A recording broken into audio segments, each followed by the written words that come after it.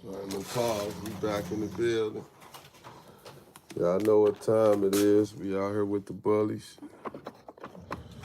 Cleaning time, noise time, feed time. And time for them to start acting up. They hear me on this. They hear me on the line, so they ready to put on their show. They ready to put their show on.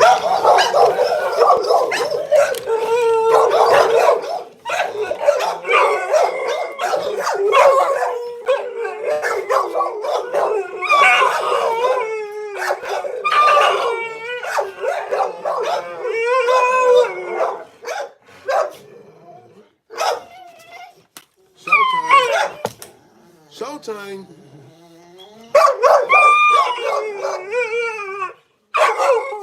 Showtime.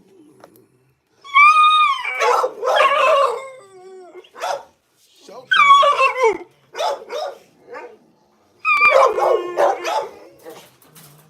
Showtime.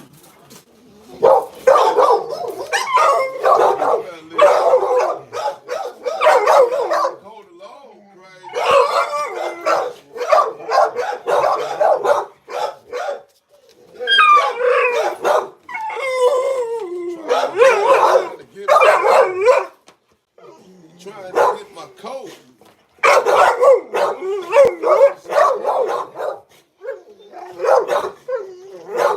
Can't have this, man. Can't have this, man. You know I give you the shirt off my back.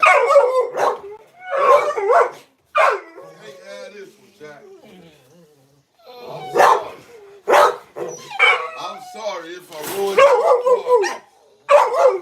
What's up, y'all? It's kind of late. We gonna get to work. Got to get the gloves off.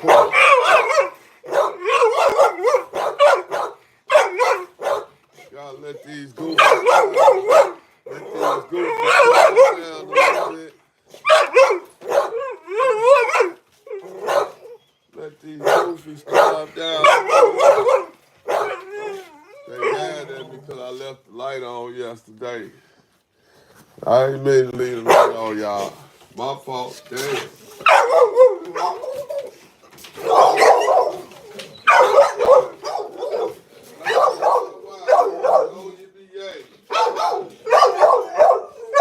What's up, girl? I hear you keeping it real.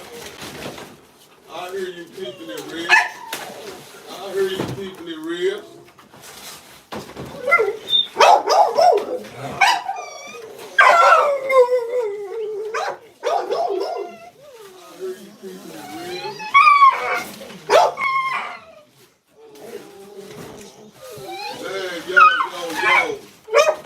So, of course,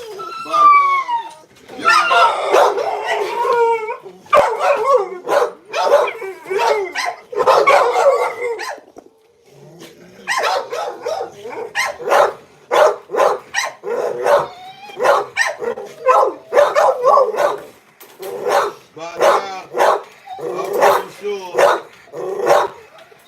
y'all know I'm in St. Louis, 314, murder capital of the world. And today wasn't a day for some. And today was a great day for others. But the ones today that it wasn't a great day for, you know, all we can do is pray for them, pray for their families. Because a tragic incident happened today in St. Louis. A teenager got gunned down and killed again in North County behind some senseless violence. As always, you know, it's a war going on in the streets, and it's taking our young men out. taking us out fast. I don't know if the youngsters paying attention or not, which I really don't think they are, because they don't realize that they throwing their lives away, and they doing it rather fast. You know, normally you talk about an insurance policy. You want to get an insurance policy for an older person, but now the insurance policy is for your kids.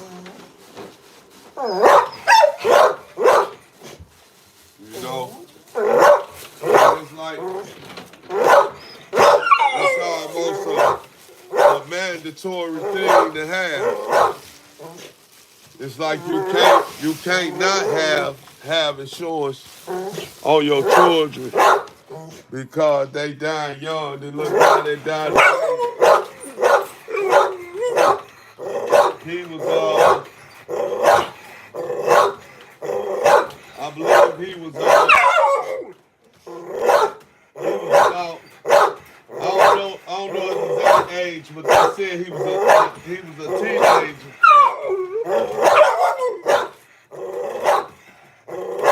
He was a teenager, and I want to believe he was on the older side of a teenager, probably like 17 or something like that, which is way too young to be mine. A lot of kids dying now, and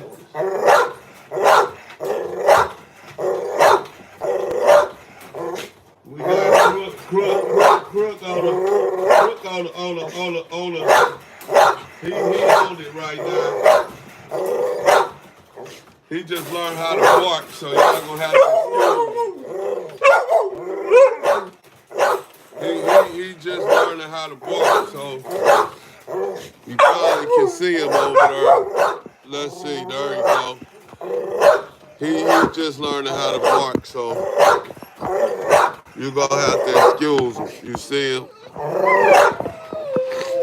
You're gonna have to excuse him because he just learning. I mean, like he just learned how to bark like 45 minutes ago. He ain't stopped since. But anyway,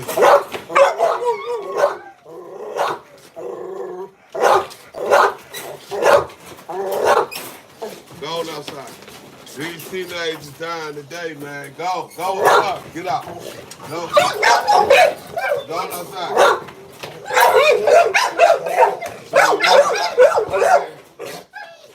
These teenagers today, they dying so young and going to jail so young that it's crazy because a lot of them gonna go to jail before they gonna go to jail or die before they even get to, have some sexual relations. They gonna die virgin. They ain't even giving themselves a chance to get none. Hey, what? Stop. No. You finna go out. Wait. You better not. And like I'm saying, they dying before they even getting a chance to, to even see what a piece of coochie is, or, or going to jail for life. And before they even see what a piece of coochie is. And so, and I hope some of them listening, because this the thing, youngsters. When you go to jail, before you even get some, you gonna grow up in jail. You gonna grow up in jail. And jail don't teach you how to talk to women. You know what I'm saying? Vice versa for the women that's going to jail, growing up in jail. Jail don't teach you how to communicate with somebody that you might be interested in, because for one, it ain't in jail. If you get somebody in jail that you can touch on and have sex with, it's either gonna be the same sex as you, or it's gonna be a guard or a caseworker. You know, the chances of that is very slim. A lot, I mean, you know, it happens, but it don't happen a lot. You know, so if you go there and you grow up in there, them some things you ain't gonna learn. So, and then if you stay in there for 50 years or so, when you get out, you gonna be a grown man, and you ain't gonna have no experience talking to women or none of that. So it's just gonna be a messed up. It's gonna be a messed up situation. It's gonna be real. It's gonna be hard. It's gonna be hard on you. You know, so the same thing about kids dying before they get a chance to really get some or have them a child, they own self, they dying. They dying young, they dying early, and they ain't getting to experience that. So, you know, it's something to really think about when you young and you playing around in these streets and you playing around in the dangerous. You know, you got the bullshitters, you got the, excuse my language, you got the fakers. You know, that play the street game, then you got the streets. You got the ones that really do this shit. They ain't playing. They really take your life. So you got the real and you got the fake. And when you playing around with the real, that's exactly what it is. It's and we talking street shit, so we ain't talking no TV stuff. We talking about real street stuff. So you gonna see some things that the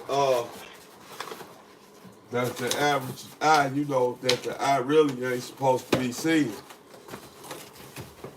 You gonna experience some stuff that just don't go on in the normal, you know, in a normal world, in a normal lifestyle. You know. And then don't kill somebody and get caught for it. And then did like a brutal murder.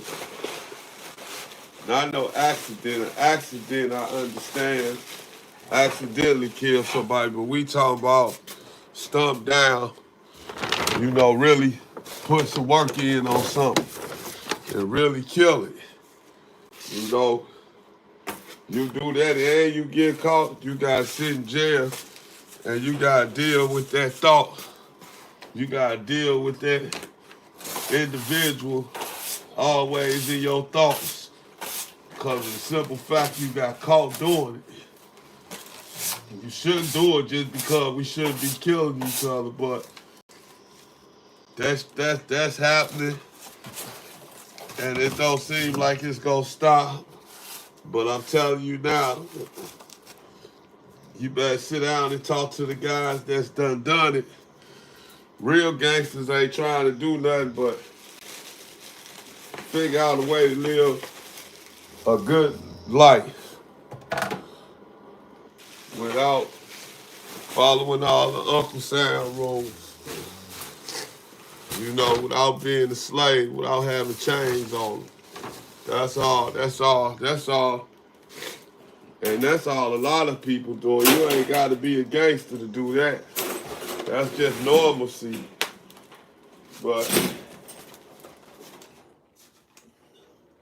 when you play in the streets, the shit that come with it that y'all know that you ain't expecting to happen, when that happen, because the unexpected always happen. When that happens, you gotta deal with it. You gotta live with it. And whatever else. But I'm here to tell you from a first-hand basis that a lot of stuff you gonna go through, you gonna see and figure out that it ain't worth it. And then later on in life, you gonna be what the same one said, damn, I wish I would have just done this. But the best one that they always say is this one. If I knew then what I know now, that's the most famous saying amongst people that's done made a lot of mistakes in life and still ain't got their life in order. You know, at a certain age. When you get a certain age, there's certain stuff you're supposed to have. That's the way America, or that's the way we've been taught.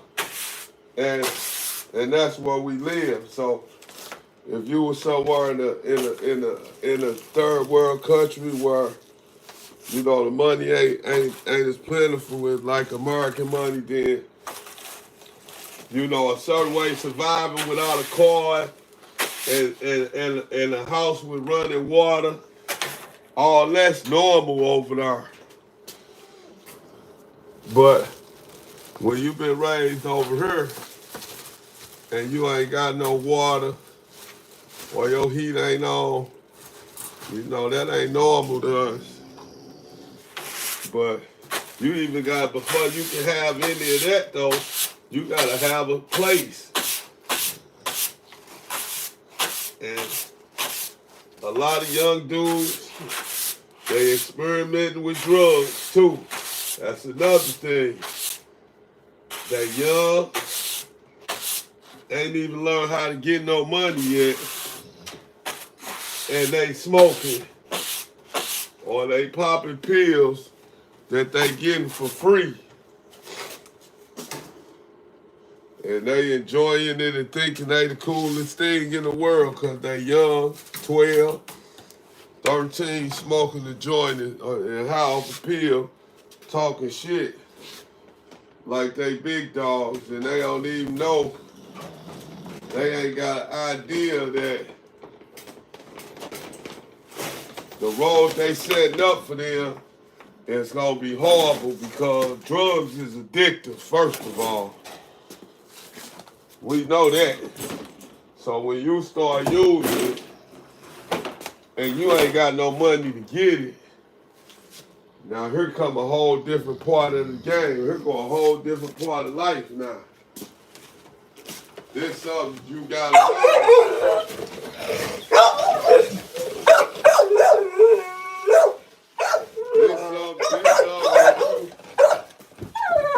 This something you gotta learn that you don't know now.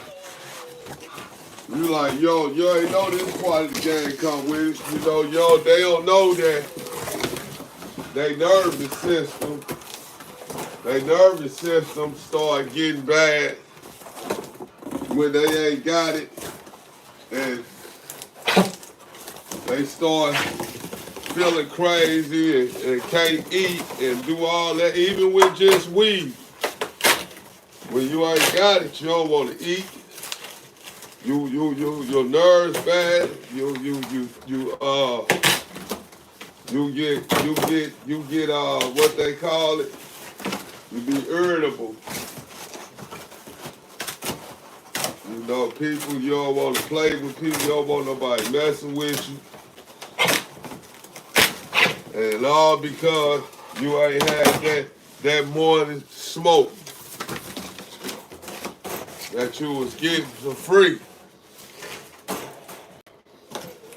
You was getting for free.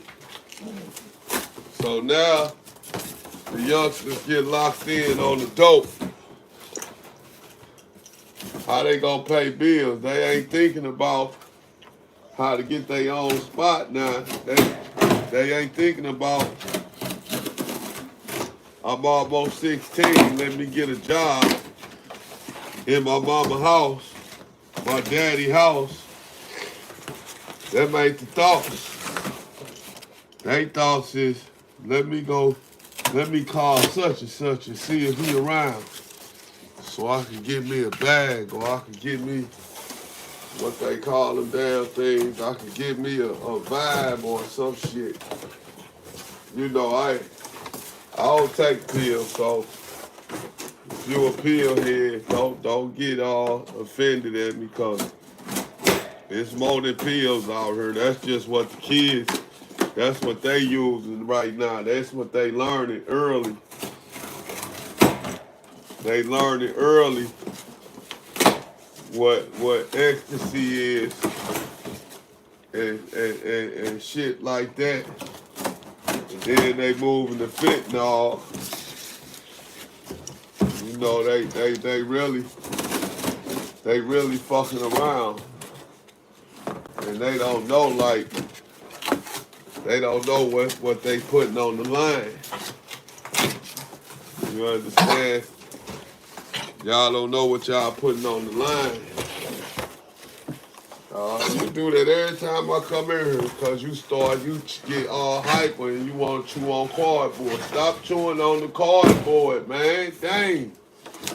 Every time I come in here, you start doing that. Then you start doing all this old stupid coughing.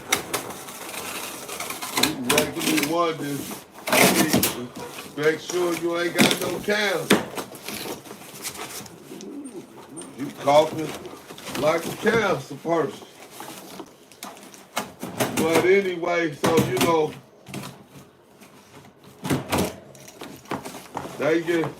you get to messing with that shit. Yo, you can't work no job. If you ain't got no fix, you can't go to work. You ain't gonna want to go to work. You ain't gonna want to wait for 2. Then you gonna mess around and tell everybody that got some drugs, you got a job. They gonna trust you with credit.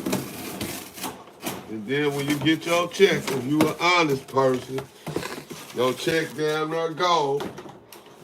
Cause you owed it all out for pills.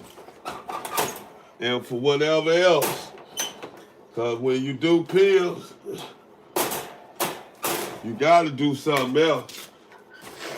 When you do drugs, period, you ain't just gonna do one thing. You gotta have cigarettes, or if not cigarettes, you gotta have alcohol. You gotta have something. You ain't just gonna be, just that one drug. That shit don't work like that. You gotta have other shit to enhance it and boost it. So you gonna be fucking around with some different shit during the day. And this how the real addiction, this how bad, this how people get hooked on shit. They've already been using a drug, but then it comes down to they dope man ain't got none. Who they normally holler at ain't got none. So now they ain't got nothing. And they feeling bad and all that. Or better yet, forget they dope man ain't got nothing. They ain't got no money. Cause people want their money that sell dope. They want their money. Ain't no bullshit. They want their money. So if you ain't got no money, you can't get no drugs, right? So now they doing drugs, and then you look up, they ain't got no money, and so they feeling funny, and then here come a little partner, or here come a dope fiend, here comes somebody to the drug house or wherever they hanging out at broke, and he got a fix, but it's a different kind. You know, say they snorting and they ain't got nothing like heroin or fentanyl. They snorting and they ain't got nothing, so they get sick and they ain't got no dope. And so her motherfucker come through and when you on that shit, you shitting, you feel like you got the flu when you ain't got it. You fucked up. So now, excuse my language, you messed up. But here come this person, and you know, they got some, but it's in the needle.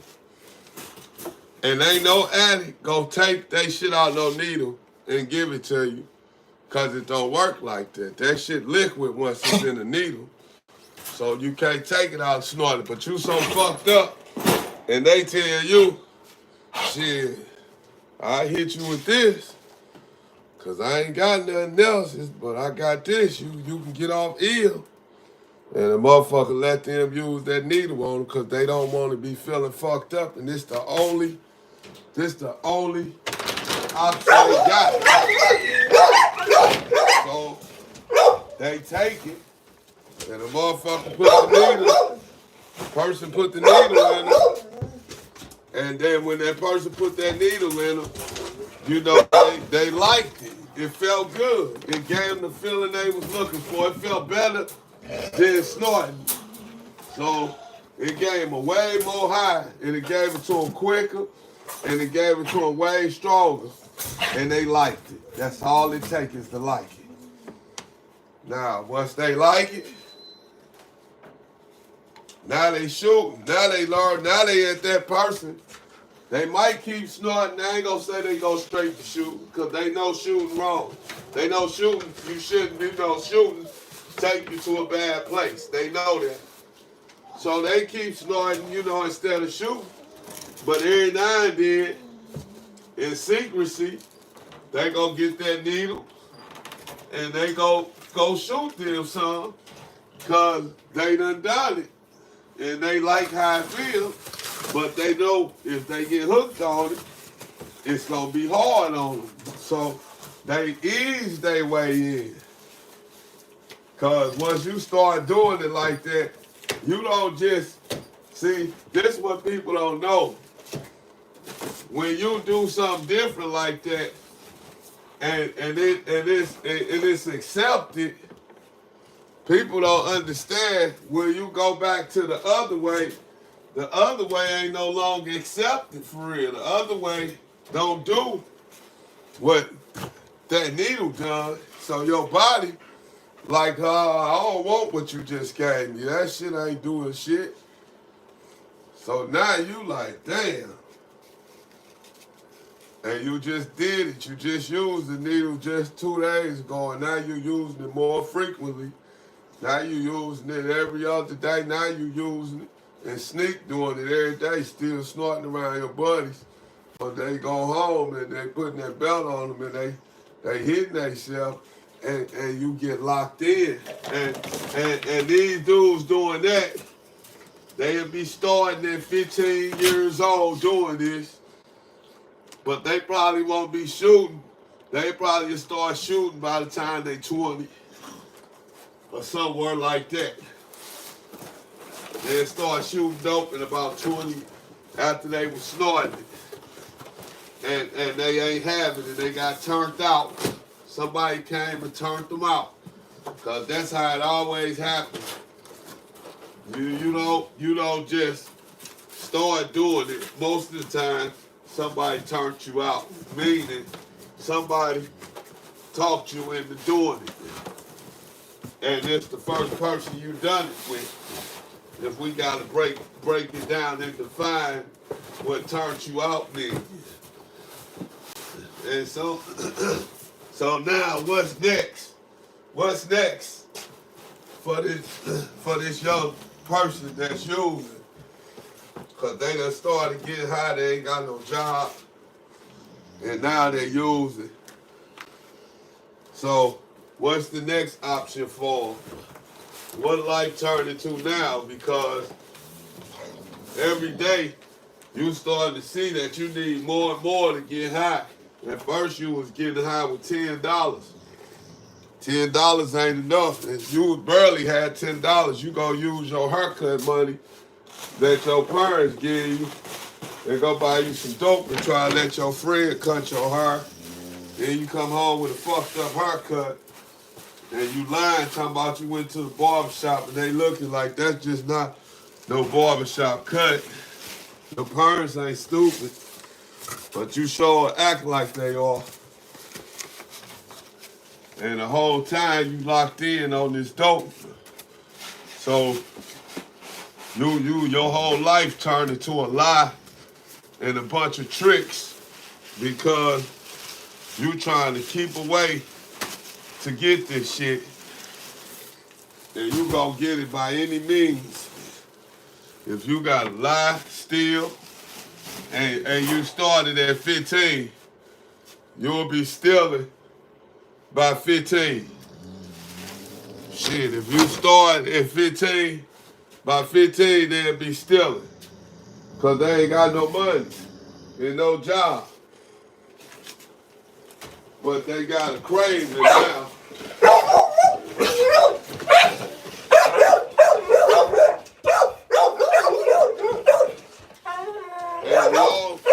And along with the craving is the habit.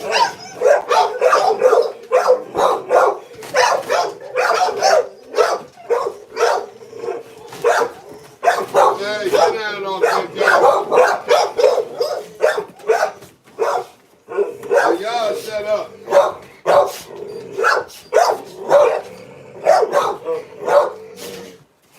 And so you know, along with the craving is a habit. And the parents, don't be deceived by the game. If you see signs, take it for what you see. Don't sit up and let them play on you like, if you like, hey, are you high? And they look at you and say, no. And you like, you look like it. You look like you've been doing something. And they gonna be like, no, mama, no, heck no, I ain't doing nothing. And the whole time, they doing something. Cause see, the other biggest problem be this. A lot of parents green on certain drugs. A lot of parents don't know much about certain drugs because they may have never been in the drug. You might be a parent that ain't never participated in drugs in your life. So you don't know nothing about drugs. You probably done seen a couple of people sell drugs, and that's the most you can tell, you know, your kid about the drug game. You like, I know, I done seen guys at school that sold dope and shit like that. You know, but you really ain't got no real education on drugs. So your kid go play on that like, yeah, she don't know. And if you don't know, then you know you gonna see weird shit happening, and you gonna be green to the way you respond to it because you ain't gonna know what the hell is really going on. You just know some shit weird, but the last thing you gonna think about is my sweet little child ain't hooked on no drugs at 15 years old. But yeah, he is. Because now they ahead of themselves. The Bible told you that the world was going to advance. And what the Bible meant when it said that, it actually told you what it meant. People are going to be smarter, younger now. You know, they going to be getting into stuff younger. They going to be ahead of themselves. And so when them kids young, they are involved when you don't even know it. You don't even know it because you green to it. And that ain't the parent fault. If you just ain't no parent that ain't never been in the drugs, then it ain't your fault. They found out about something the wrong way. And a lot of times, the biggest influences is they telephones. A kid shouldn't have a phone for a long time till he can get his own. See, I come from the era of when you got cell phones, you had to get a cell phone with your credit, and parents wasn't buying their kids no cell phones because cell phones was costing by the minute. And a kid wasn't responsible enough to have a cell phone because the bill would be $1,000 because they was charging by the minutes. Wasn't no unlimited or none of that stuff. AT&T charged you by the minute, so parents wasn't buying kids phones, and even if they was, it didn't have the internet on it where you could look at anything you wanted to on there. So that's what hurts more than anything. They give kids these phones at too young before they get mature. You gotta let an individual get mature before you give them one of those because there's so much stuff on there that they can see. They learn how to be a gangster at home before they even come out the house.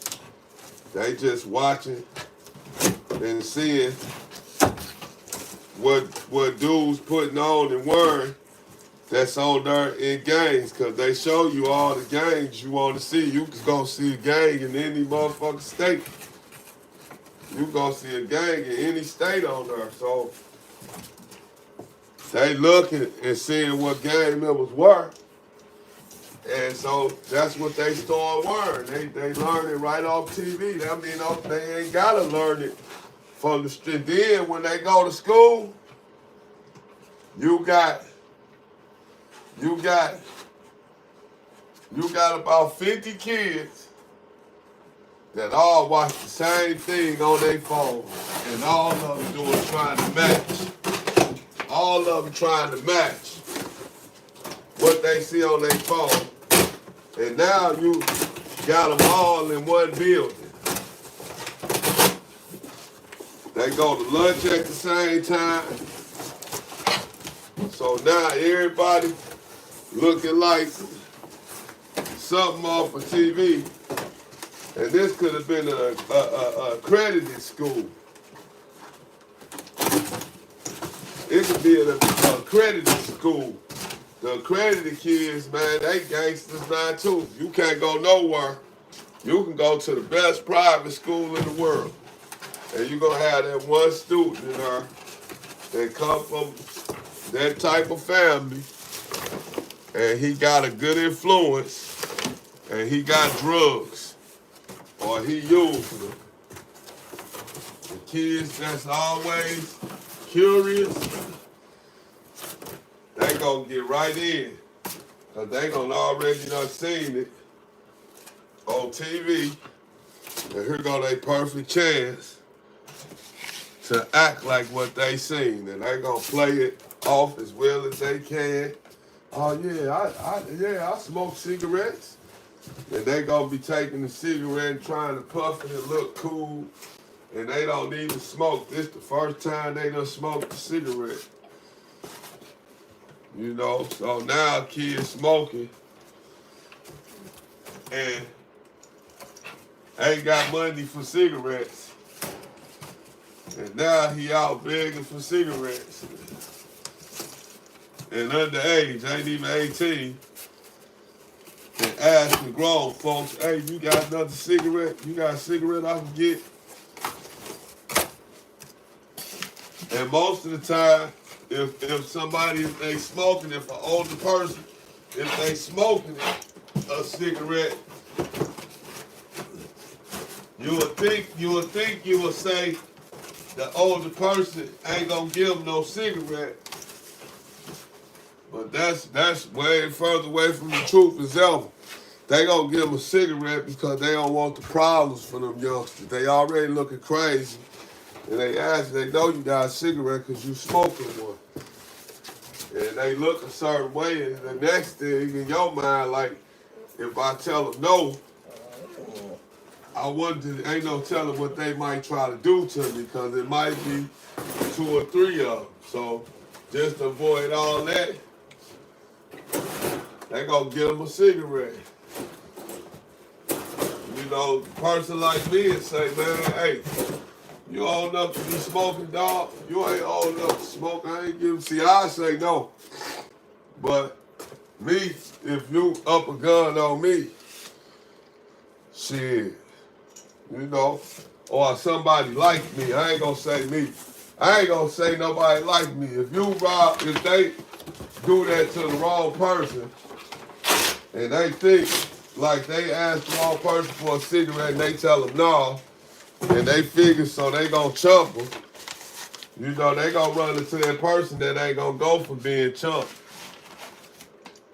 So, you know, then they ain't gonna, then whoever that is will be okay. But somebody that's, you know, ain't into nothing, don't want no problems, just going to work, they gonna give you a cigarette even though you're underage, because they just don't want the problems. These little young dudes looking crazy. They got these ski masks on. I got it on because it's cold outside. They worried because they in street wars and they don't want the enemy to see their face. So, and then they worried so you won't know how old they is when they asking you for a cigarette. Shit. Well, they like, hey, let me get a cigarette. But then, like I said, and then after all that, the little kids, man, then you look up. Now, back to what we was talking about. Now this kid smoking cigarettes, he got 2 or 3 habits. You know what I'm saying? Drinking, smoking, popping pills, 15 years old. You know they gonna drop out of school.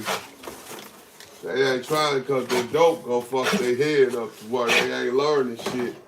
They don't want to learn nothing because they hooked on dope now. So learning ain't what's important to them no more. What's important is figuring out a way to get high. And as they get older, the shit don't get better, it get worse. It don't never get better unless God step in and take over. And if he don't, if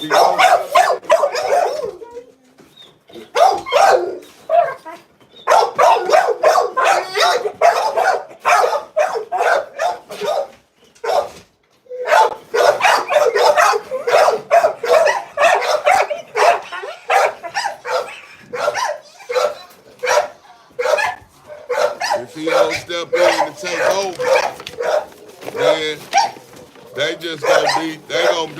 gonna be somebody 50 years later with a hard life.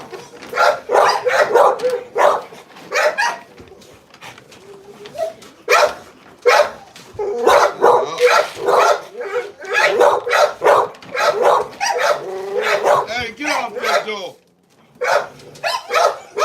Get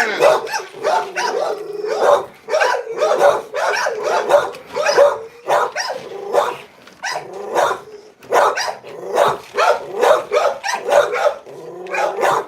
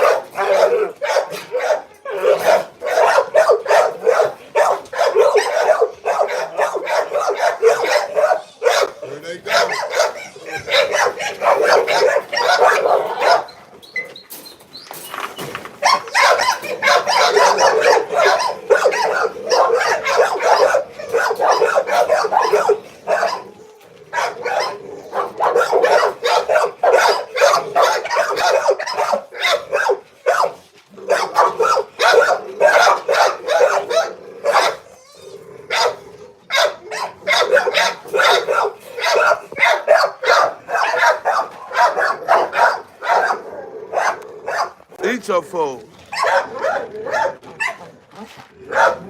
Go get him. Go get him. Go get him. Go get him. Go get him.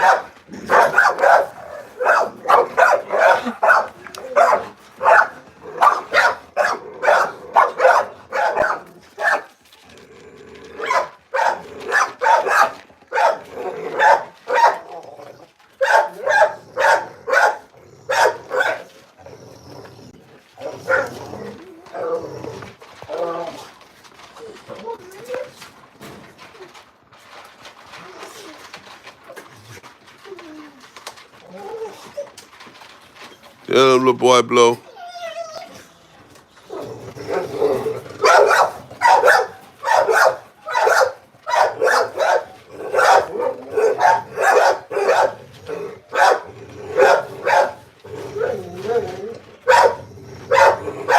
Time for some action. Time for some action. Get him, little boy, blow.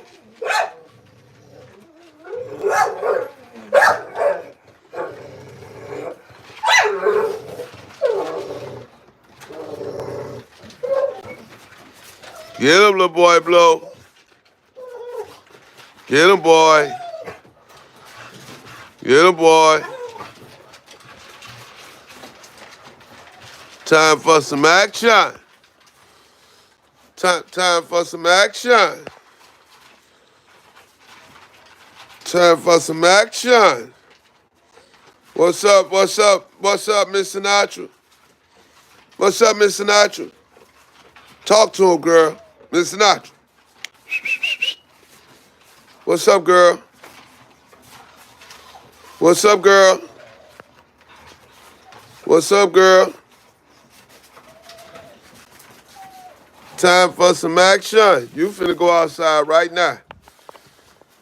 You next. It's your turn right now. You good to go, girl.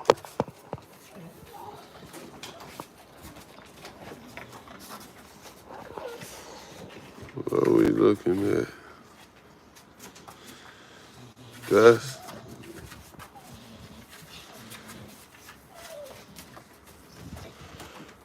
Oh, okay.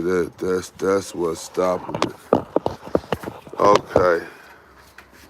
I see you. Hold on. I see you. We gonna turn it like this. But so anyway, man, these kids, they get hooked on that dope. Ain't nobody, they ain't even learned how to make money yet. And they hooked on that shit. They 15. So you start using it at a young age like that, you get hooked. You ain't got no money. You ain't got no money.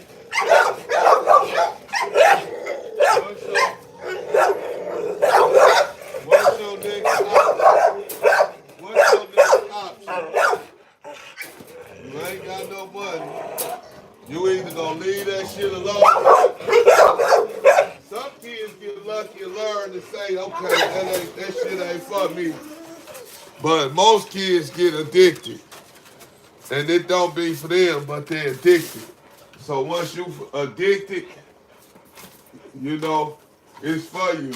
Shit, you ain't got no choice. You hooked. And when you do that at a young age, then you gonna do a robbery. You get 15, 20 years off the robbery. You kill somebody in the robbery or doing the robbery. Now you got a first-degree robbery, first-degree murder. Then they gonna try to tell you come out a plea on second-degree murder. Then make it a second-degree murder. Because first-degree murder is automatically life without the possibility of parole. And in some places, the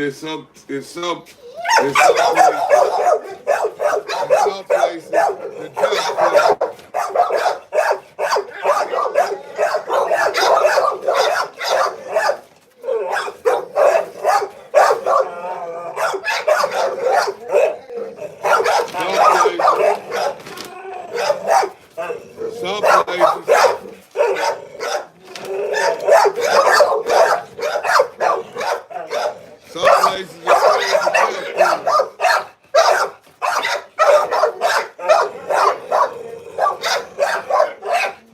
up. Shut up. Shut up. Shut it up. Shut up.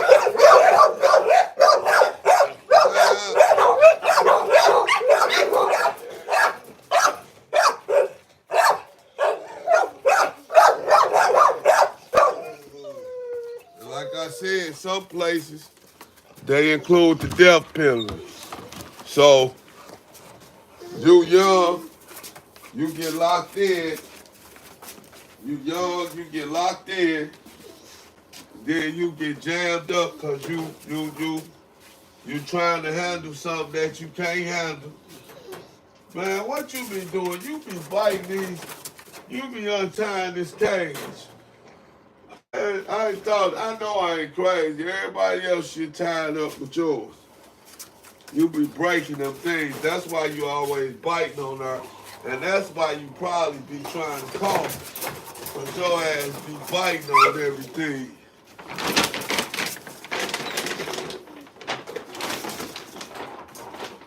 But anyway, so they turn around. They turn around, man, you do something dumb, like a robbery or some shit like that. Now you locked in. Now you locked in. Come on. Go outside. Go get your water. Go, get back. Go get your water. And so, now you go to jail. First degree robbery. First degree murder. They tell you they'll take it down to a second degree if you plead out with 20 years. You know, 20 years, 25 years. And you gotta take the best deal they give you because first degree robbery, if you don't, first degree murder, if you don't accept the offer and they got you clear, then the sentence is life without 30 years or life without. No, first degree murder, I believe, is first degree murder is life without the possibility of parole no matter what, or the death penalty. So if you got first degree, you either die there, you either get the death penalty or you get life without the possibility of parole.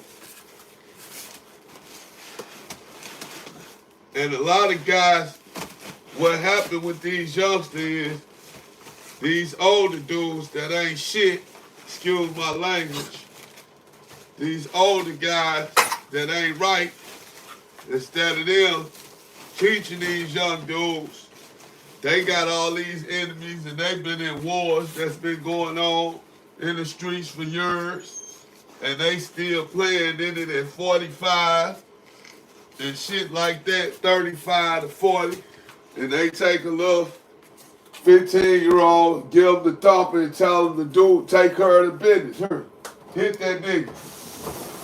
You know, they do shit like that. And the little young dude do what he tell them.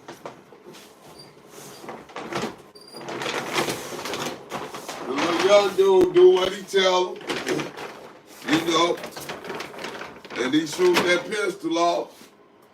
And then if he get caught, the older dude just leave him hanging like shit. He burn out and let him know, and you know, and then they don't see him no more until they get out of jail when they grown. And they see him, he probably ain't more than likely the way the streets go. By the time you get ready to get out or while you in there, he might meet you in there. Or he might done got killed out there, you know. Or you come home and see him, he hooked on dope, and then you really mad because you done got grown, you coming home grown, so now you thinking because you done been in there, and then when you see him, you get mad because you telling yourself, Man, I went and did 20 years because of this dude right here. And I get home, he a stumped down dope fiend. He shooting dope, smoking dope, and he just fucked up. Excuse my language. He just messed up.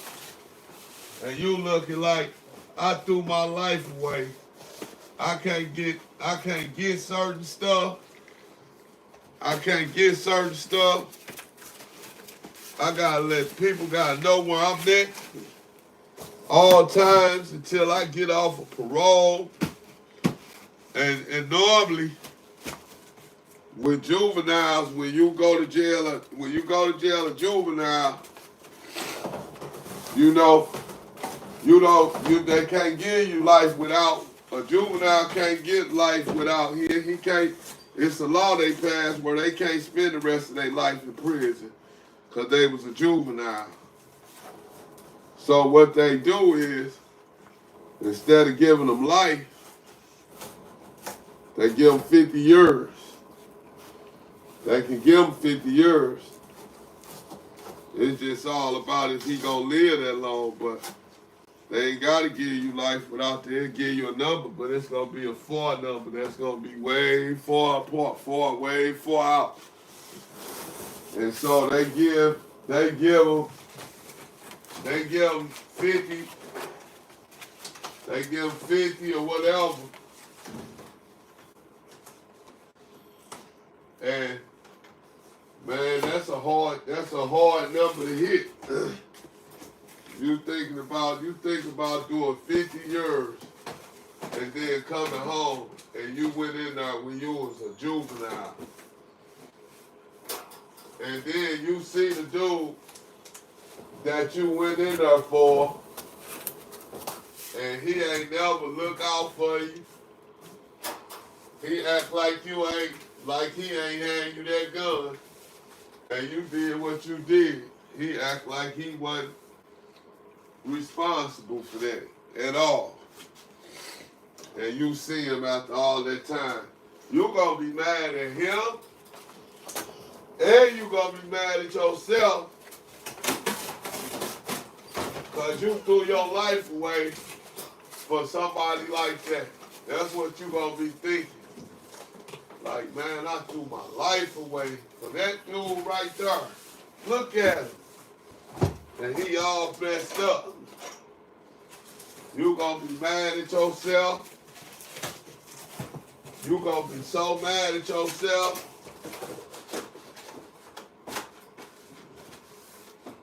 Cause one thing about when you mess your life up, one thing you can know and believe when you mess your life up, it's messed up.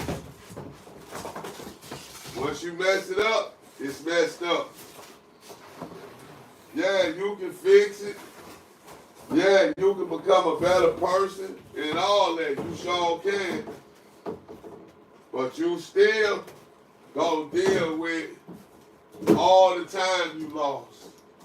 All the time that got wasted.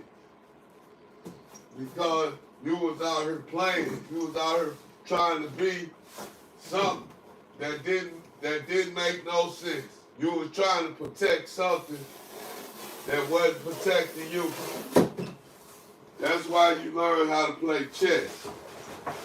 So when you play chess, you learn that before you move, every one of your pieces gotta be protected. That's how you play chess. You make sure all your pieces are protected. You can't leave none of your pieces unprotected.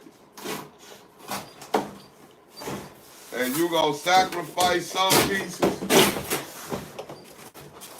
so you can make your best move. And that's the same way the streets do you. They sacrifice you for their next best move. If that means I gotta get you out the way, however I can, That means I gotta get you out the way. And that might be setting you up. That might be telling on you. That might be, it could be anything.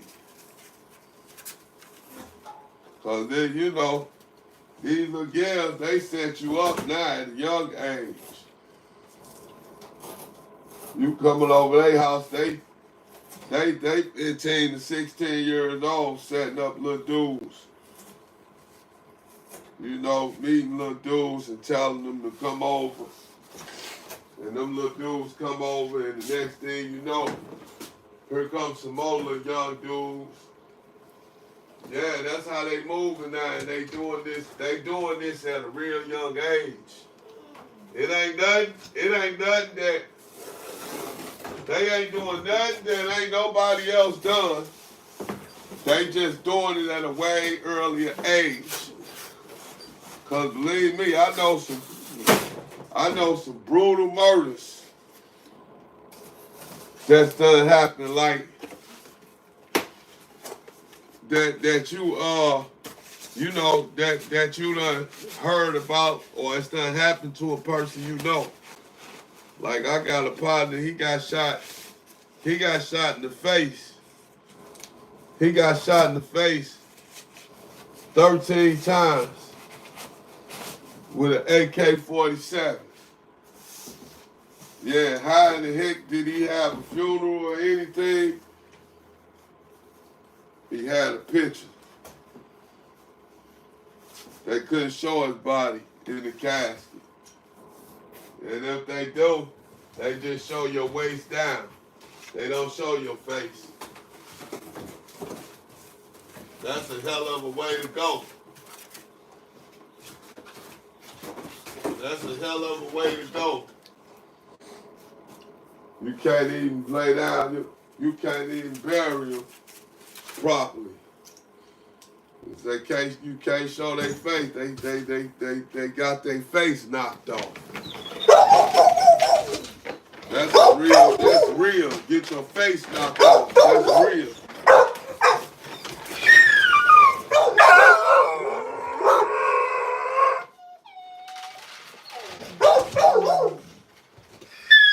The dog got his face knocked off. And then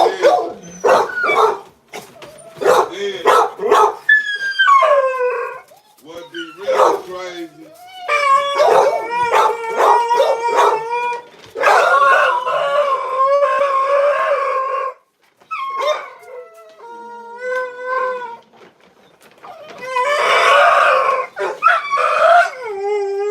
what's up, baby girl? What's up, baby girl?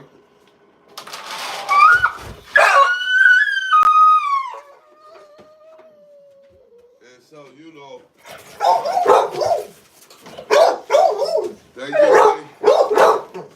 they get their face knocked off in real life. Like, that's a real thing.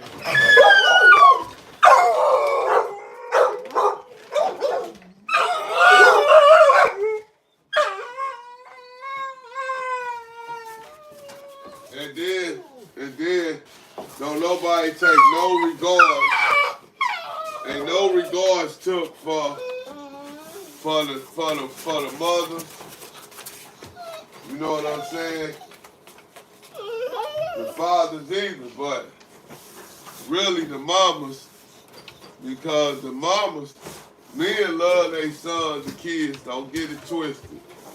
But it's just the mama. It's a mother's mother nature for the love of her child, man. A man be hurt. A man be hurt, and it's just from what I done seen. A man be hurt, but a woman be almost destroyed. Like, damn near can't go on with life. Can't cope with life for a long time. You know, and even when they get strong, That shit, they still weak, man. You know, they need a special type of love after some shit like that. See, that's what these youngsters don't know. That's out here playing. They're putting themselves in these situations and not thinking about their parents and not thinking, you know, how hurt they people gonna be if something happened to them. You know, you can get insurance on your kid and all that shit, but that shit don't take place. That shit don't help. That shit don't help when you gotta. It don't help your memories. It don't help your thoughts. All it do is put some money in your pocket, and anybody with a child that's passed, I'm pretty sure will tell you that they would rather have their child back any day over the money. I guarantee you they'll tell you, forget that money. I want my child back. So, you know, and those when they playing in the street, they don't think about that. That's why I'm hoping somebody listening today, and I hope this helps somebody, because that young dude that died today over that violence, man, and it was in North County. Everything people be saying, these young dudes just make what everybody say true. They say they moved all the black people out to North County that had money back in the day. Because North County was for all like upper class people. A lot of, you know, Caucasian people all through Ferguson and all over there. Black people couldn't go through places like Ferguson. And even though Jennings is a racist community, you know, with the white people that's over there, they like white trash over there. But they community racist, and black people couldn't go through there because of the police. The police didn't play over there. Like, if you came through there and you were black, if they pulled you over, you got some explaining to do. You know, this turned into one of them situations where you hope you come home. You know, you gonna be blessed if you make it home tonight when they catch you, because they'll kill you. Yeah, they'll kill you. Them people will kill you. They can't stand us. And you get caught over there slipping and tripping. Nah, man. So, you know, you black, you gotta think. You gotta be thinking all the time. Shit, we think sometimes. A lot of us think sometimes, and then a lot of us don't think at all. So, you know, it's like, damn. How you handle this? You understand me? That's that's the question. And it's like, I sit up all the time and I try to figure out what could calm the violence in St. Louis. What could get us to go down on the numbers on the murder rate? Because while they bragging and talking about we got the murder rate, ain't nobody dying but us. We the only ones that's dying. The murder rate ain't going up because we killing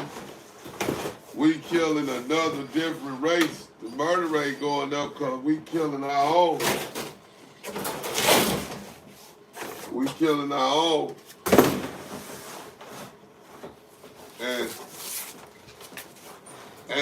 And doing it a lot, man. You know, if you sit and look at all the people that go to jail because a person like today, when we was talking, and we was talking about the same thing. No, we was talking about police because they made a law. They made a law where what was the law? They had made a law. So okay, they made a law to where if you get caught selling fentanyl, you can get the death penalty. That's what it was. They making it to where fentanyl, you get caught selling that, they can give you the death penalty. But this the thing.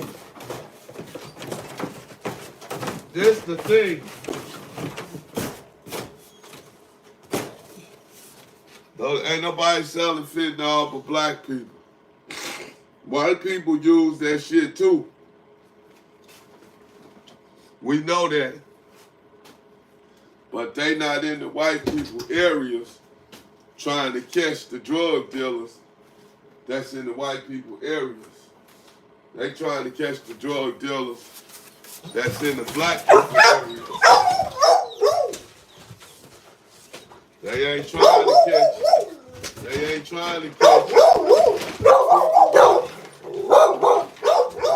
They ain't trying to catch the people in the white communities that's using it. They ain't got. They ain't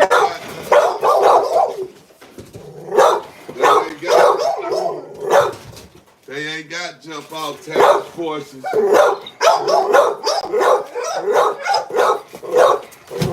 They ain't got jump out task forces in the white communities. In the white communities, not even the middle class places. They ain't got no jump out squad that come through a jump out drug task force. They ain't got that in the white communities. When you're in the black community or you in the ghetto, they got squads that specially trained to jump out and catch drug dealers in the black neighborhoods.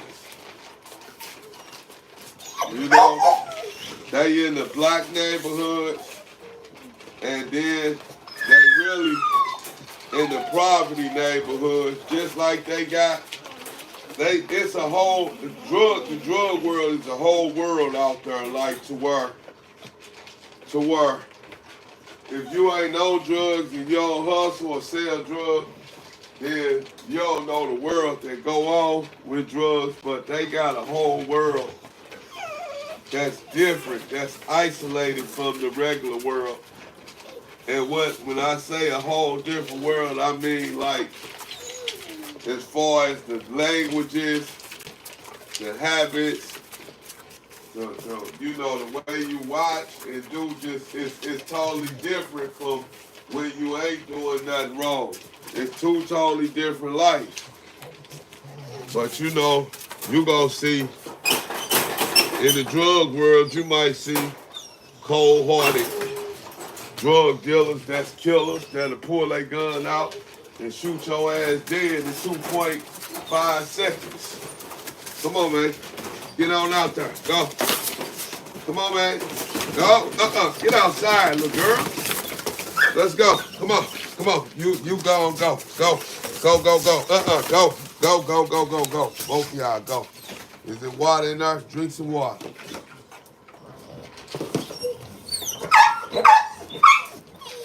But so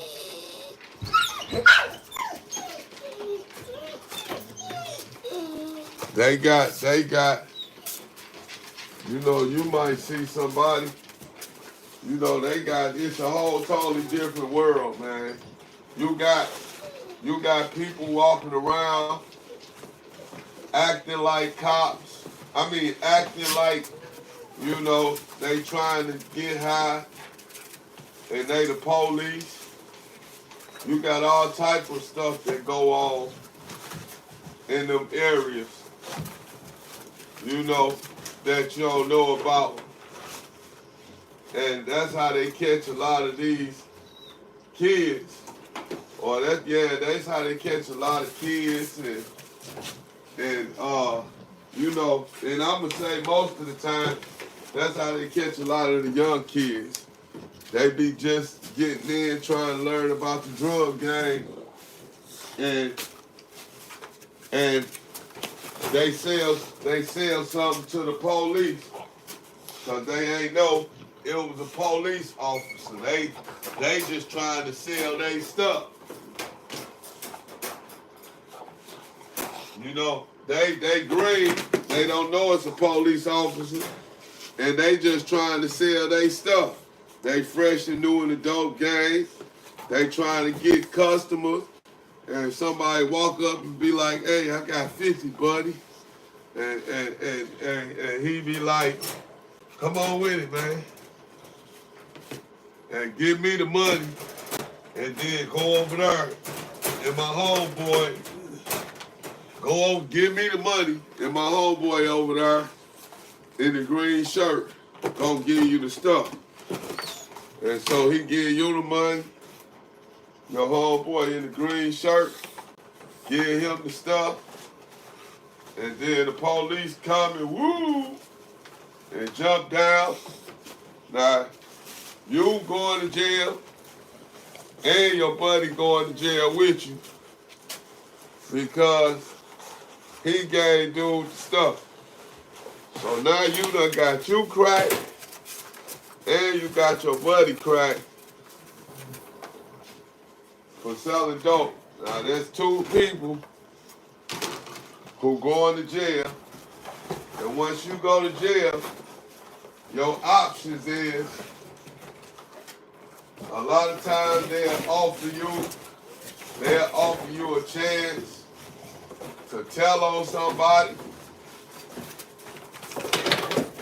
So you can tell on somebody to stay out of jail,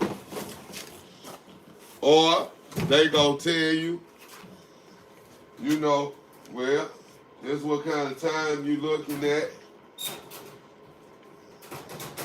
And if your buddy ain't solid, if you solid and your buddy ain't, then you might as well not be solid. It ain't gonna matter how solid you is and he ain't.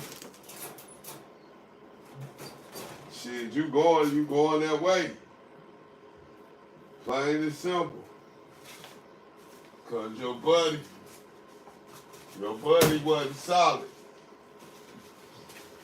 Your buddy wasn't solid. And then the reason why he felt like he ain't have to be solid, cause he mad at you because you the one that bought the people. So he looking at you, he thinking to himself like, shit, that nigga served the police. He told me he got the money, and you know I handed it to the dude, and then we got arrested. And so the whole time now your buddy mad because he looking at you like it's your fault because you served the damn cops. And it is your fault because you did serve the cops. But ain't none of that matter no more. It do, but it don't, because depending on what's going on and what you looking at and what they catch you with and how many times you done it is gonna dictate when you go home. And Lord knows that most people that's hustling, they keep guns. Cause you almost gotta have a gun in St. Louis even if you ain't doing nothing wrong. Cause that's just how it is. I can let you hear a story about a dude. One of my buddies was sitting at he was trying to get through and get past a truck cause the traffic, a car had stopped and had everything, had everybody blocked and couldn't nobody go, so everybody started getting mad and blowing their horn. And so my partner just happened to be riding through there and he got stuck his own self. And the dude pulled up next to him like, bitch ass nigga, get that motherfucker out the street, man. Keep that motherfucker out the street, bitch ass nigga. And yelled that to my partner. And my partner, it caught him by surprise. But he heard the nigga say that, so my partner was like, you know, he ain't soft. He yelled back to the dude, nigga, fuck you, nigga. And so when he told dude, fuck you, dude spins around,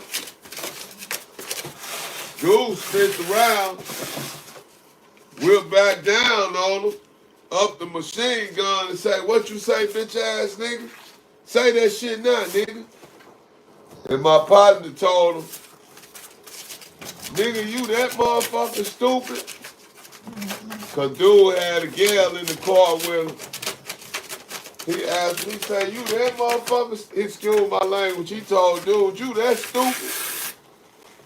He said, you gonna go to jail for some traffic? And dude had a gal in the car, he was probably showing out in front of her anyway. And she told him like, yeah, boy, you tripping. You gonna go to jail for this? Cause he told him you ain't gonna get away with it. There's cameras everywhere. And he ain't lying to him cause it's cameras at every light. And he told him, he like, man, you want to go to jail for this? And so dude came back to his right state of mind. He say dude had told him like, you know, yeah, my bad, dog. It just, I thought you was blocking the damn traffic. He's like, no, man, I'm trying to get through too. So dude was like, oh, it's all good, man. And he squashed, you know, they got past it. And dude pulled off. They was going almost the opposite ways. And they were going the opposite way. So my partner went down, spin around, and came back and pulled right next to dude at the light. And looked at him, and dude trying to get to his gun. But he saying it was too late. If I wanted to do you, that's what my partner showed him. Oh, you too late.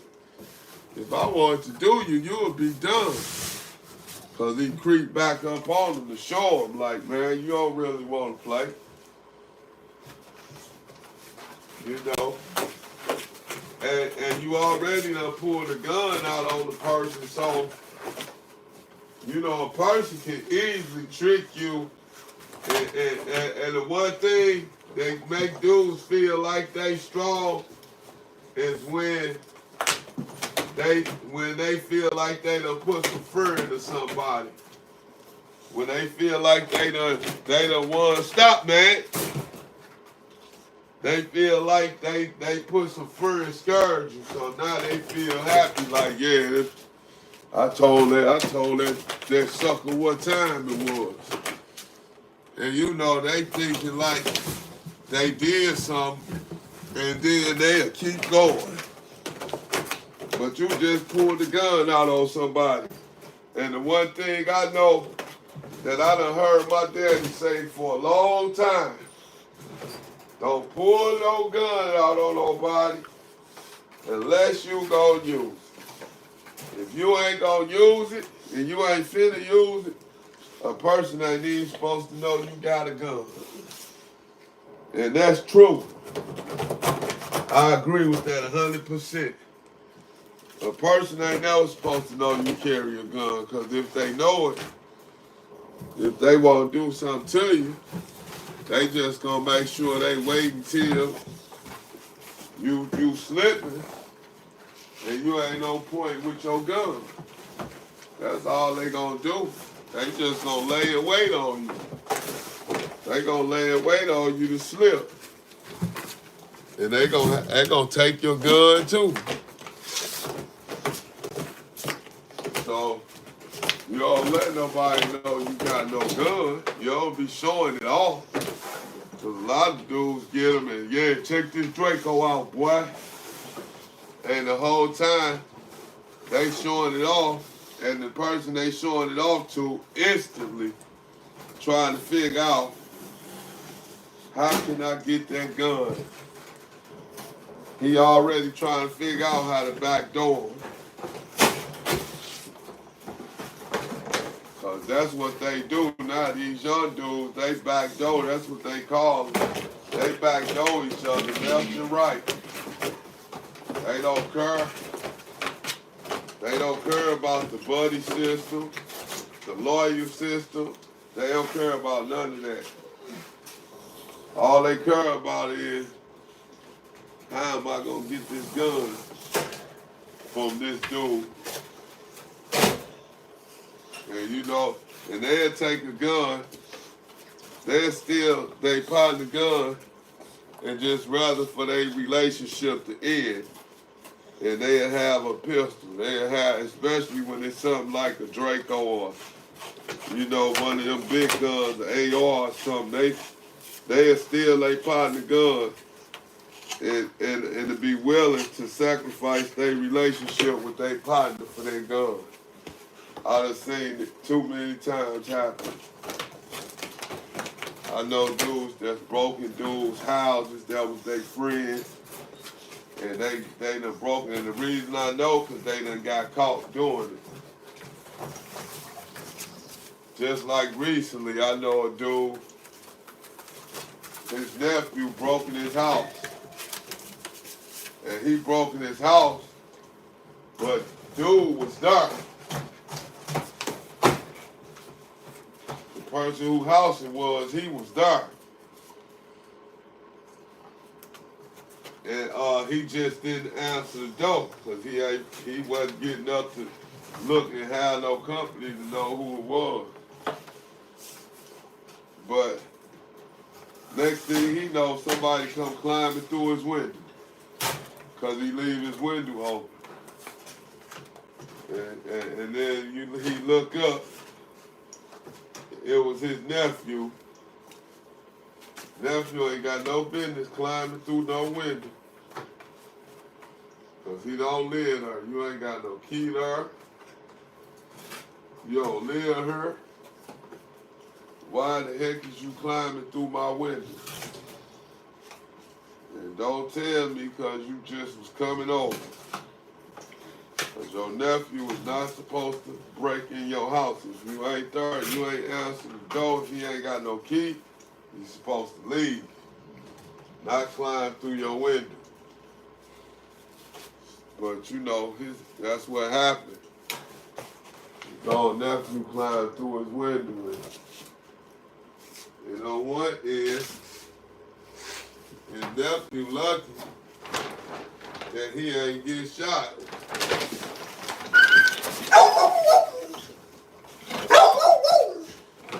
You know, he lucky he ain't get shot.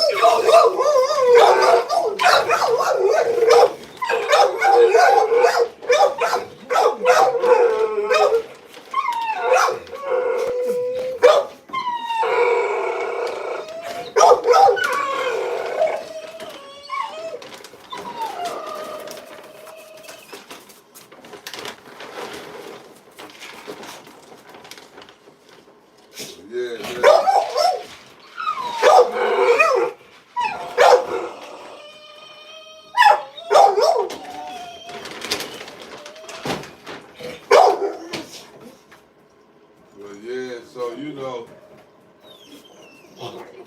that shit crazy. But like I said, they just sit up and it's a game to them. It's a game they play to them, the back door.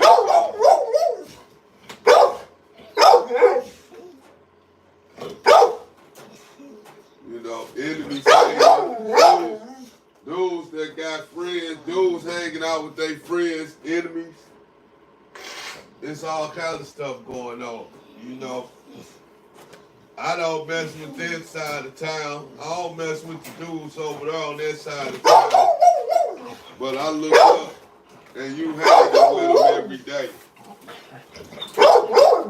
You hanging with them every day. That's just like Tupac when he got shot up on the East Coast and he found out his buddy, Big Sight, was hanging out with Puffy and them. And he ain't even know that dude was hanging out with Puffy and them. But he found out after he got shot. You know, his own partner hanging out with Puffy and them. So, you know, he like, man, that nigga, you know, Pop was messed up about that.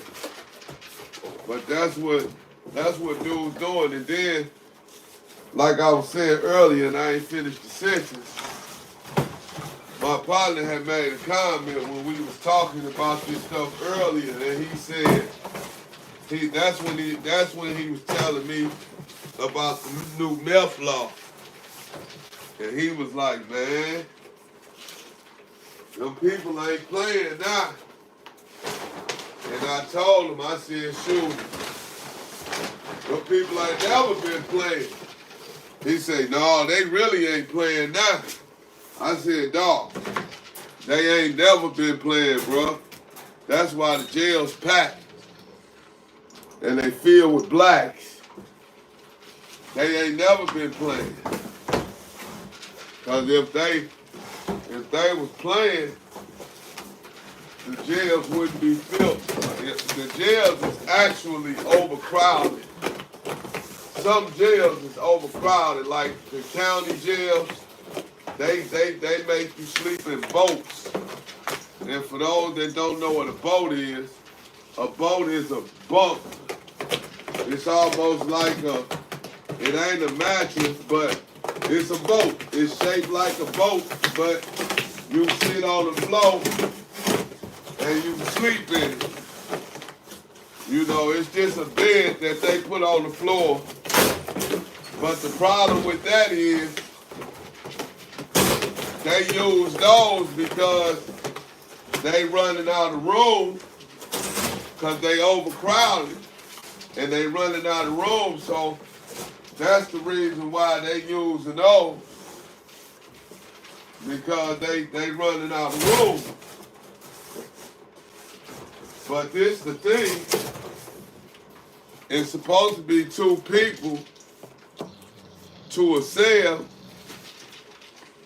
and they using the boats because they running out of space, and they just throwing the boat down in the middle of the floor in the cell, and then it be a 2-man cell, and now it's 3 people sleeping in it because they overcrowded.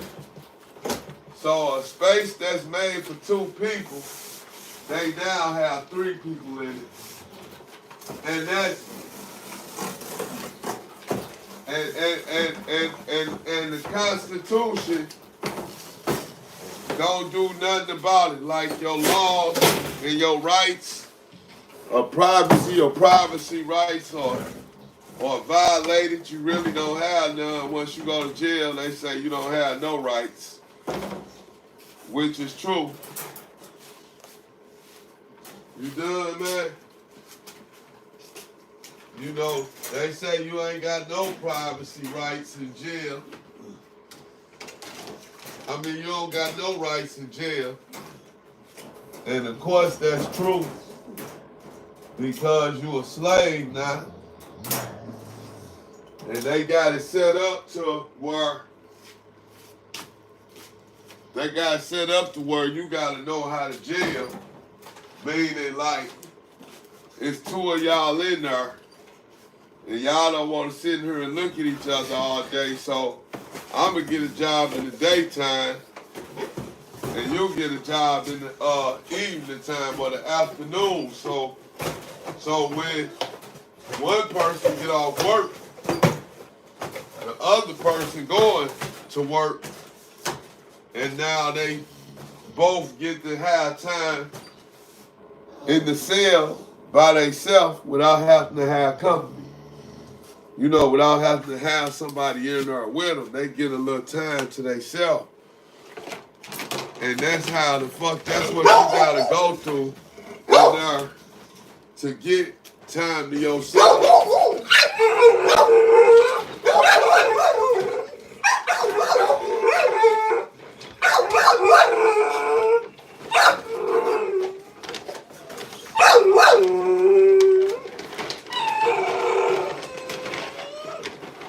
Yeah, that's what you gotta do. That's what you gotta do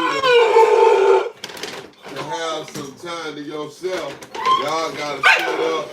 Y'all gotta work together and make a plan for each other. But the crazy thing is this. A lot of times, them dudes be so messed up in there that they be so messed up in there that they be so messed up that they ain't trying to jail with you.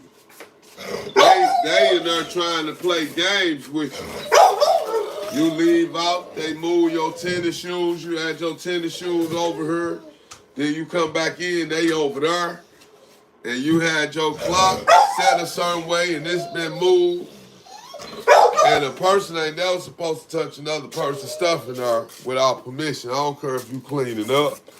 You supposed to let them know, hey, I'm finna clean up and I'ma set your stuff over here.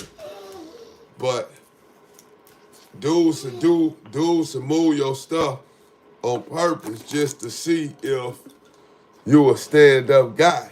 If you will say something, because if you don't say nothing and they let you do it, that's a sign of weakness to them.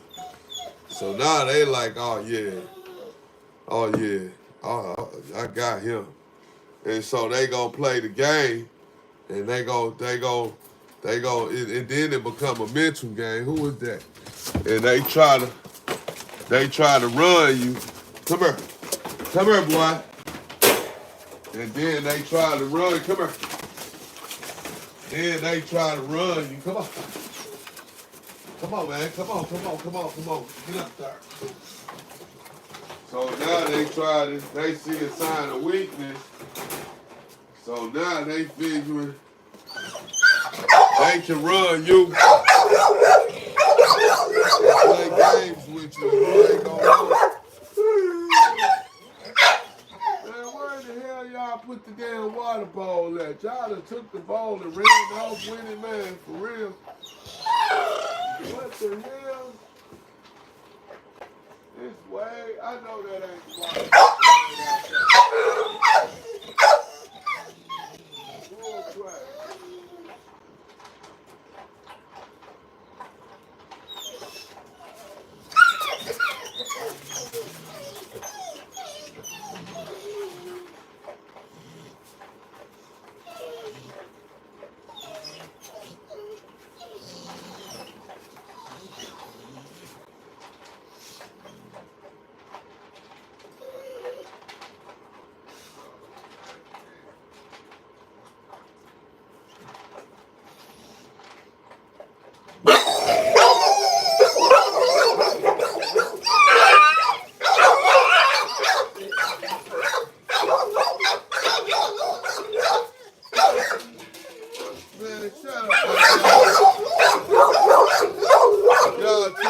the water bowl.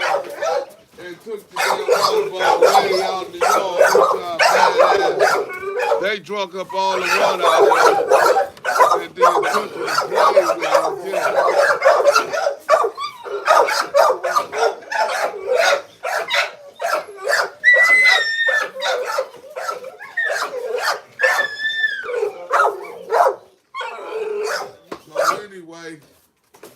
So anyway, like I was saying, they'll see that you ain't gonna say nothing about them moving your shit. So now they gonna say you weak.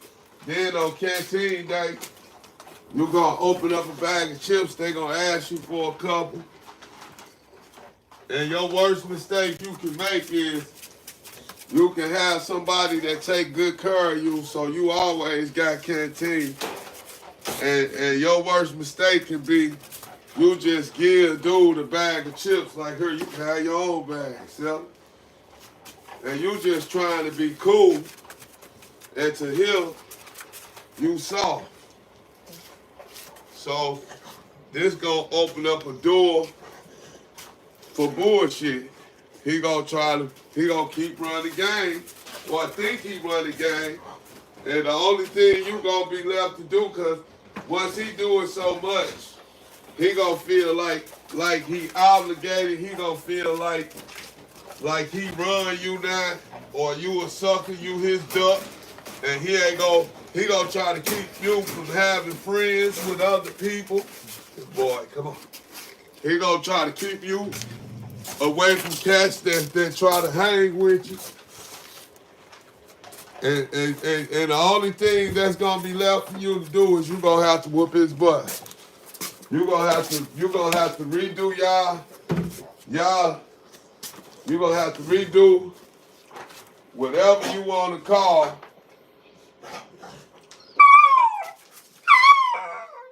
Man, what the heck is you doing? You gonna have to go back and you gonna have to redo. You gonna have to redo meeting them, and you gonna have to go back and you gonna have to turn his ass up. You gonna have to turn him up and let him know they're dirty. I ain't one of those. I was just trying to be cool with you. And I gave you a million chances, and I seen you just kept on playing on me, because that's what they do. I ain't gonna say everybody do that, but dudes that's been locked up for a long time, and I mean 25, 30 years, they play what we call penitentiary games.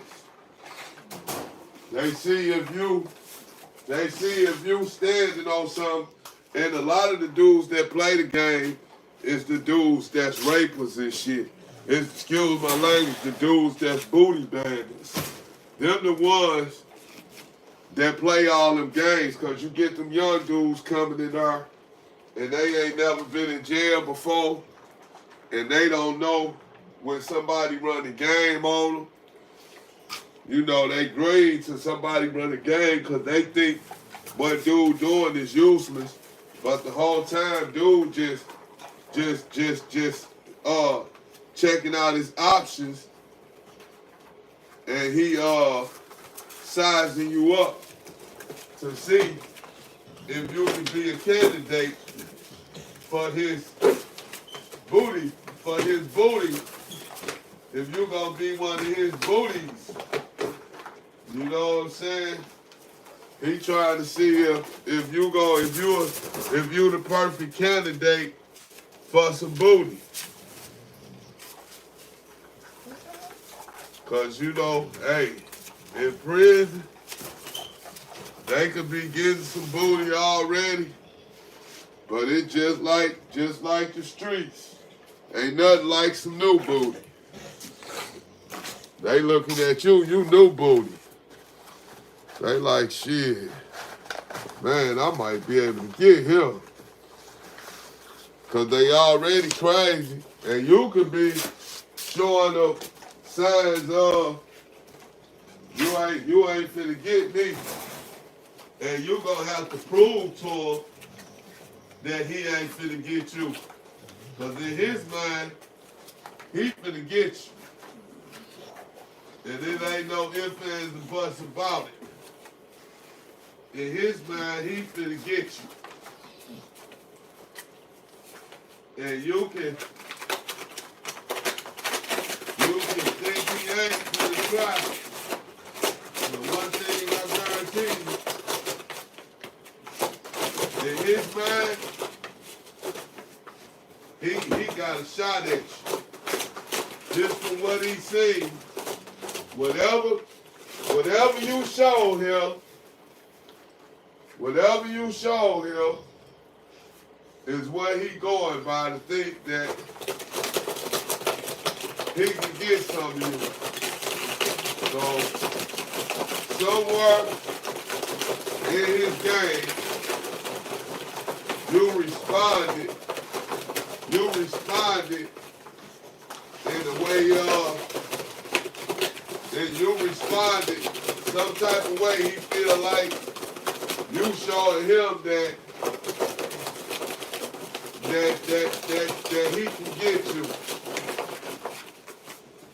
And when a person been locked up so long and they been gone so long, they mind, prison to make your mind play tricks on you.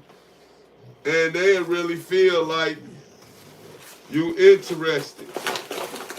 So instead of them raping you, they just try to run game on you. You know, they try to mack you like you a straight woman. You know, they try to mack you. And they straight up say little slick stuff, and if you let it go over your head, once again, you let it go over your head, in their mind, you let them say something to you that people ain't supposed to let a person say to them in prison. So, fam, there you have it. In his mind, you want him. You want him like he wants you. And you sitting there eating a bag of chips. And you ain't paying him no mind. You ain't never had no type of thoughts about him. You just answered his questions when he asked some. And you just, to you in your mind, you just answered, he asked you a question and you just answered the question. But in his mind, you wasn't supposed to answer that type of question. You know? He asked you, man, I don't never see you on the phone talking to no girl, man. You ain't got no lady? Cause I know some pussy would be good right now, wouldn't it? Yeah, damn right. Then they might tell you some bullshit. I can get you some pussy. I can get you some pussy in here. I can get you some, I'm gonna show you the guard. And I can get you some pussy. And if you stupid enough to believe that shit, you gonna look at them like, you can do what? You can give me some pussy. And then you young, and it's your first time in there. And so you don't know the rules, you don't know the game or nothing. You don't know when somebody runs a game on you, you don't know nothing. Cause you know you new. This fresh, this shit new to you. And he gonna tell you he can get you some pussy. And then you be stupid enough to believe it, and you like, man, you can give me some pussy. And he like, damn right, man, that ain't gas. This Jay give me some pussy. And he like, yeah. And the next thing you know, you falling for that stupid shit. You falling for it. And now he plotting on you. He laughing, and now you done opened up a gang. You done opened his mind to tricks up. Cause like I just told you, they be crazy as a motherfucker in there. Excuse my language. But you done opened up his mind to tricks. And you got him feeling like, ooh, he know he's so close to it that he just like, oh, he ready to do a dance on you. And I'm telling you, it's real, man. Prison ain't prison ain't nothing. And prison so slick that when they doing it, it seem harmless. It seem like that ain't what they doing. It seems like he ain't running no game on you. He just cool.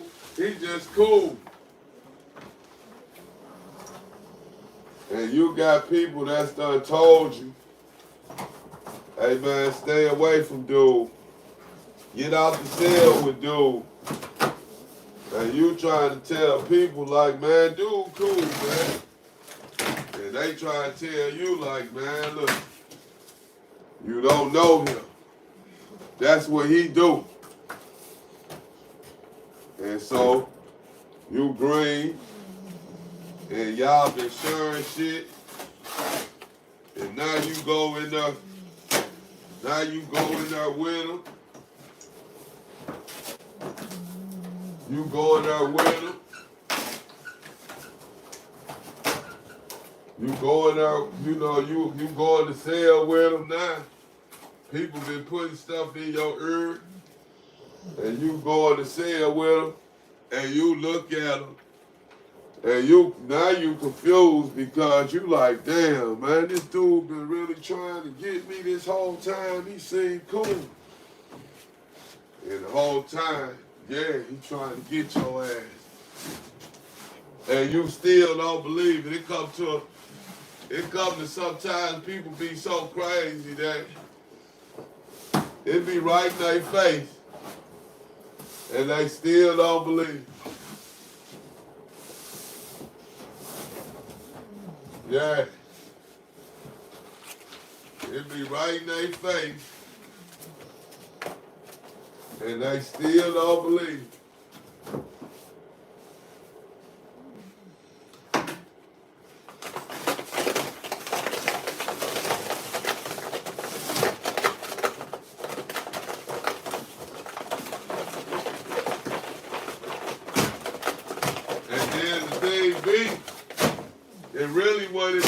It really be, y'all done been in her, and y'all done got cool. Y'all done got cool. So, dude, so that person ain't feeling like, he feel like, I ain't gonna listen to what they saying, man. Dude ain't on that. And the only way he ain't gonna be on that is that you ain't no person that's gonna go. If you ain't no person that's gonna go, then he gonna jail with you and treat you like a regular person and gonna respect you like a regular person. But if you one of them guys that look like a go-to, then he gonna be on a mission. And he gonna be trying to get you, plain and simple. He gonna be trying to get you, but like I said, if you one of them guys and you put off that persona of, you gonna have to really hurt me and her if you think you gonna get mine. You gonna have to kill me. That's what, that's what the persona you gotta give them. And then the crazy part is this. Anybody can get raped. I don't care how tough you is. If somebody hit you with something unexpectedly and knock you out, and you wake up with your clothes off, and your butt sore, you know what just happened. You know it happened. You ain't got to do no guessing. And dude over there in the corner looking at you, ready to knock you out again. When you wake up, he might knock you out again. Just because he don't wanna, you know, have he don't feel like fighting with you. Because you might, you might wake up, pop up out your shit, and you like, oh no, I'm killing you. Only thing you got left to do if that happened to you, you gotta kill that person. You gotta damn near, you gonna have to damn near kill him if you don't kill him. You gotta fuck him up real bad. You gotta say, excuse my language, you gotta say, forget going home, and you gotta take care of your business. You worry about going home later. But right now, you gotta worry about dude violating you. Right now, you gotta worry about taking care of that. Cause you can't walk around the prison and you done been raped and you ain't did nothing about it. You can't walk around jail like that. You walk around like that, somebody else gonna try and get you. Or, more than likely, if you accept that, then you might just end up being his little boy toy. And next thing you know, next time somebody hear about you, you wearing lipstick in prison. It happened to the best of them, the toughest of them. You'll see them come home, and most of the tough ones don't come home, raped and nothing like that. That most of the tough ones come home and they be the the man of the relationship, but they have a little twinkle. That's the same sex as him, but it'd be a twinkle. And even though he tougher than killer, why don't nobody know he sliding into men? Something like they were saying about P. Diddy and them guys. How they sneaking around. Come on, man. Come on. How they sneaking around, doing stuff. Shut up. Shut up. Shut up. Go ahead. They sneaking around. They sneaking around doing stuff. And don't nobody know. And then now it's all coming out. Yeah, that's how that go. Yeah, that's how that go. Dudes come home and they know what they was in there doing. They'll come home acting like they the toughest thing since gasoline. And they know, and then, the imagination, when sex involved and the heat is on, I don't care if it's a man against a man or a woman against a woman, or a woman on woman, a man on man. When you in the heat of the moment, people do some freaky shit. And you think about what two men can do. What two men can do, being sneaky. But one of them a gangster and a killer when he come back to the streets. And then the other thing about prison, when you trying to sneak around and you trying to lay up, you can't never leave that sucker you was laying up with. Because the minute you try to diss him and leave him alone, he gonna tell everybody on the compound, oh, he trying to act funny. He been fucking me. They gonna set you out. And you just gonna have to kill that fag. And then that fag gonna probably scream something, excuse my language, that the gay, the homosexual, he probably gonna scream something like, ha, I gave you HIV anyway. And then bam, dude looking like, what? And so now he come home and he trying to play and act regular, but he got HIV. And people in jail, they always find out stuff because one, the guards talk. The guards go in the computer and can see everything. They know if you're an HIV patient. They know if you go up there and take meds for HIV. They can go right in the computer and it's gonna tell them. So what make you think they ain't gonna go tell somebody? They human. They gonna go and they gonna go tell somebody they self, whether it's another guard or an inmate. And the way they gonna tell them, you know, they might not tell them just out loud, right?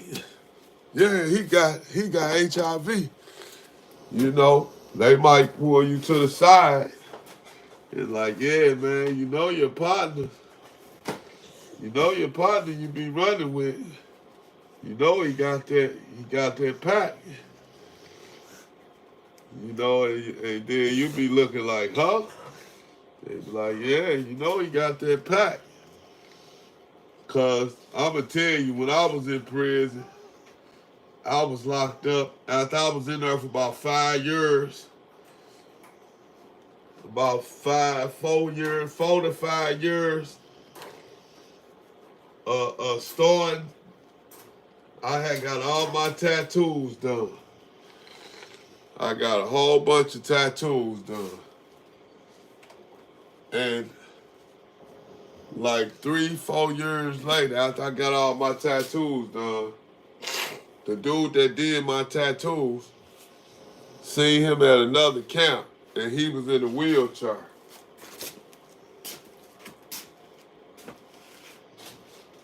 And you know, hey, trying to figure out what Dirty doing in the wheelchair. Like, damn, because you know him. He did your tattoos. So, you try and figure out, I'm trying to figure out why he in a wheelchair. And came to find out he had been HIV positive that whole time, and then it ended up turning into full-blown AIDS. Now, while he was giving me tattoos, he could have easily had hit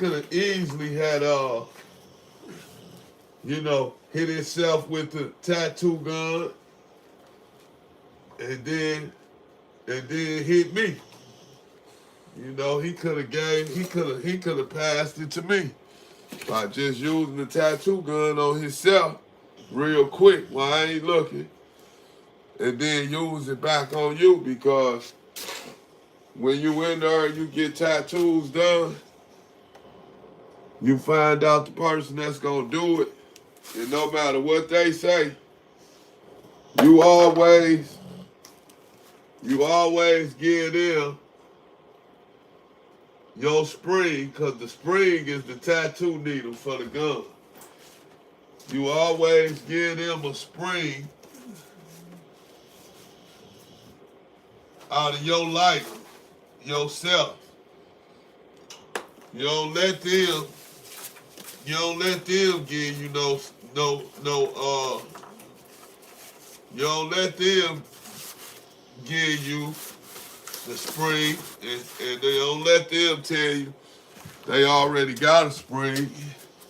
You go buy a lighter and get your own spring and give it to him right in your face, and he gonna straighten it out, and he gonna get it together right in your face, and you make sure you watch him put it in the tattoo gun right in your face. Yep, and every time you start getting, if you getting a lot of work, because you can't do it in one day, it's illegal. You get in trouble, I mean, you get write-up, violations for it. So a person can't sit and do it all day long, because a lot of people get tattoos all the way on their legs, all the way from their legs up to their face. I mean, be tattooed out. Because it don't cost nothing in there. And then you got some people that know how to do good work. Almost look like you got it on the streets. The only difference in there is you can't get no colors. Man, what's up, man? Y'all be in here playing. Only thing is you can't get no colors. So, you know, person do your work, and every time you come to start the session again, you bring your own lighter with your own spring, and you let them straighten it out in your face. And the number one thing you do is, after you get your tattoos, they heal up. Because you don't just get HIV, you can get hepatitis. But anyway, when your tattoos start healing up, then after they heal up good and they look old, that's when you go to medical, you go up to medical and you tell them, I got some old tattoos from when I first came to jail. I would like to get a test. I want to get an HIV and a hepatitis checkup. That's your best bet to make sure that you ain't got none of that stuff. That's what I used to do. And even though I did that, if I got caught, I mean, if a person would have caught it, what can they do about it? Just know they got it? I think you would rather not know, for real. But only reason I did it because I always use safe precautions, and I always watched the person that was doing tattoos on me. I ain't allow them to go and then come back with the gun. I ain't used to do that, because people in there, you just don't never know. People be miserable in there. And then you got a lot of people that just don't like having the disease by themselves. So they want to pass it on. That's just how miserable and you know how scandalous they are, and that they don't care. You know, they just like, shoot, pass it on. And they gonna make sure that somebody else get it. And that's some dog scandalous stuff. Move, boy. That's some dog scandalous stuff, but that's how the game go. That's how the game goes. So they sit up and they'll give you that stuff on purpose. So you gotta really you gotta be careful. But anyway, the whole point of all this is to say one thing. to the juveniles, to the kids that's throwing their life away, you better be ready. You better be ready. You better be ready for what you signed up for. That's what I'm gonna say. What's that on your foot? Come on. Oh, that's a spot. Okay. That's a Merle spot. Yeah, but anyway, so you better be ready for what you signed up for, basically, is the point I'm making. That shit in jail, like that shit real, that's a whole nother world. And then when you gotta stay there for a long time, 10 years in battle, I heard people be rapping like, and they be talking about their time where they done did 5 years and shit like that. 5 years is a long time to be in an institution, to be in a correctional facility. Yeah, it's a long time, but at the same time, you got people that's done been in there for 30 or 40 years and they don't respect 5 years.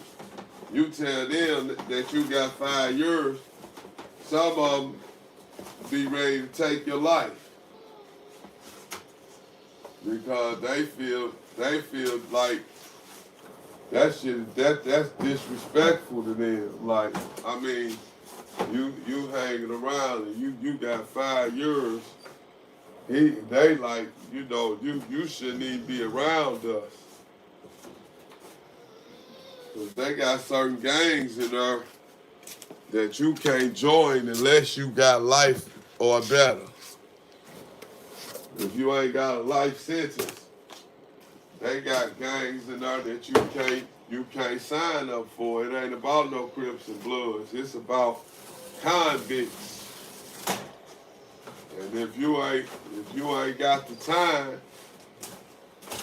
and they ain't sentenced you to that much time, then they don't want nothing to deal. They don't want nothing to do with you. You can't be in the cell with them.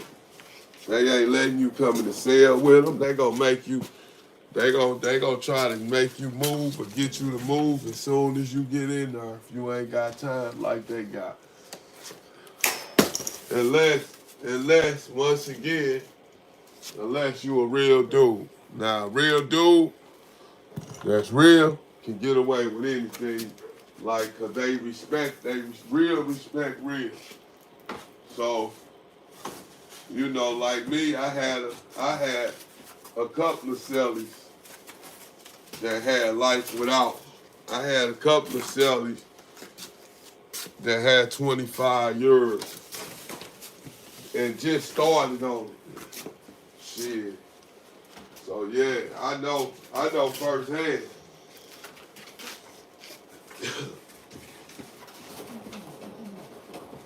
Yeah, I know firsthand how it go. And like I said, it ain't nothing that you really want to, it ain't nothing that you want to deal with. But people don't know that until they sign up. And once they sign up, it's too late. Ain't no getting away. Ain't no getting out of it. Now in the feds, they got Rule 35s and shit like that to where you get stuck in there for that long time, then you can file for a Rule 35 and you can have somebody set up some type of way, and they'll be in there. They'll get locked up, and you will get a time cut.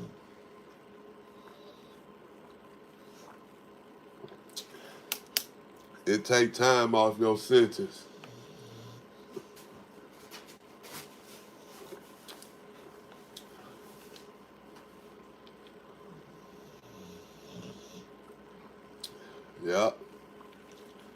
take time off your sentence.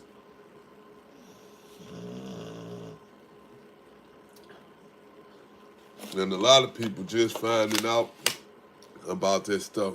Agua, good for you. Agua. A lot of people just finding out about what a Rule 35 is and what these new laws is. They don't really know about them, but it's starting to come up and it's starting to surface because of different rappers and different people that's coming home that's famous from prison. And now people doing research and finding this stuff out. But see, it was certain stuff that I've been knew because I've been had people going to the federal system. And these laws and stuff ain't new. These dudes been coming home on these type of they been coming home on these type of motions. Cause what they'll do is they'll go to prison, they'll get a certain amount of time, like about 20 years. They'll do 5 of it, or do about 7 of it. Then they'll put that motion in because they know it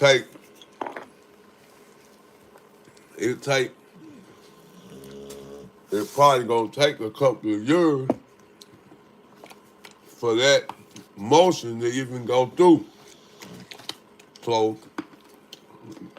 by the time they do it,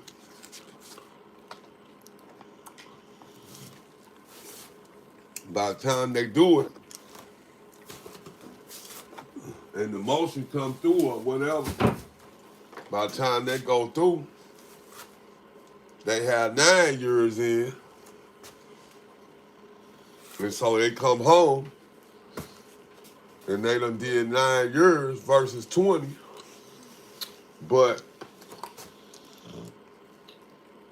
they done set somebody up that don't nobody know. And they done did 9 years of it, so a person like, oh no, man, dude ain't tell. He just did 9 years. He just did 10 years. And the whole time, he was supposed to do 20 years. And yeah, he did tell.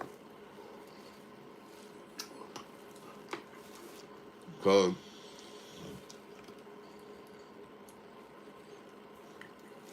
and people just don't know it. Because people don't know what these certain rules is that these dudes do.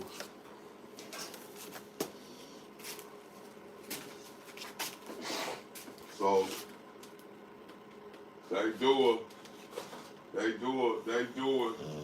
they filing that stuff. And they doing it. And they coming home. And everybody thinking that they done went and did their time like they supposed to. And them dudes ain't did nothing. They went and did 10 off of 20 or 25. They go do 10. Then they come home and they come back and get back in the mix. Like they went and did the right thing, the right way. And the whole time they faulty and salty and saltine crack. You understand me? But everybody believing that they did the right thing, but they didn't. Don't nobody just don't know the person that they done in. Cause they gonna do a stranger in that don't hang around the people he know. You know how this shit go. And that's why you can't have outside friends when you doing illegal shit. You can't have friends. You can't have a friend over here that don't none of them know. Cause this your low-key partner. And you don't want none of them to know it, but your friends, everybody should know everybody that you deal with when you doing illegal stuff. Because what'll happen is somebody will try to set you up and do you in, and they can't because all your people know each other. And so when you shoot the word out, such and such ain't right out there. He got you. He got dude pop. So once they do that, he can't get nobody else pop. He can't get nobody pop because everybody know that he working now. So that's why you can't have outside friends when you doing something wrong. When you call yourself being in the streets, you gotta know what you're doing. Because here it is, you sitting at home enjoying dinner with your family, and then the next day, you in jail. And you like, what the hell? And you talking and got some people telling you, you know, that you in a lot of trouble with woo. And you just looking like, man, where the hell this come from, man? Life was just perfect yesterday. You was just eating dinner with your girl and your kid. You just eat dinner with your daughters. And today, you got a hell of a charge standing over your head that's holding 10 years or better, and you like, what the hell, 10 years, man? When 10 years go by, if you leave your house and this to the men with daughters, you leave your house and your daughter 10 years old, and you get 10 years in prison. When you come home, your daughter gonna be 20. So all the coaching she needed with boys, she didn't never get, because daddy was gone, so she had to learn it by getting used and abused, and she ain't know. If you was there, you would have told her, keep your legs closed, a man gonna give you whatever you want. But once you open your legs and he get it, he gonna feel like his mission was accomplished, and now he ain't gonna care about you no more if he ain't really care about you. Now he gonna leave you because he got what the hell he wanted. But you make him whole and make him wait on you gonna get enough out of him to where he gonna feel obligated, and he ain't gonna want to go nowhere. Cause shit, he done gave you a car, a house. He done gave you everything. You know where his money is. You know everything. He can't just let you go and throw you to the wolves and say, I don't want you no more, because you can ruin his whole life. And he know that. So he ain't gonna be quick to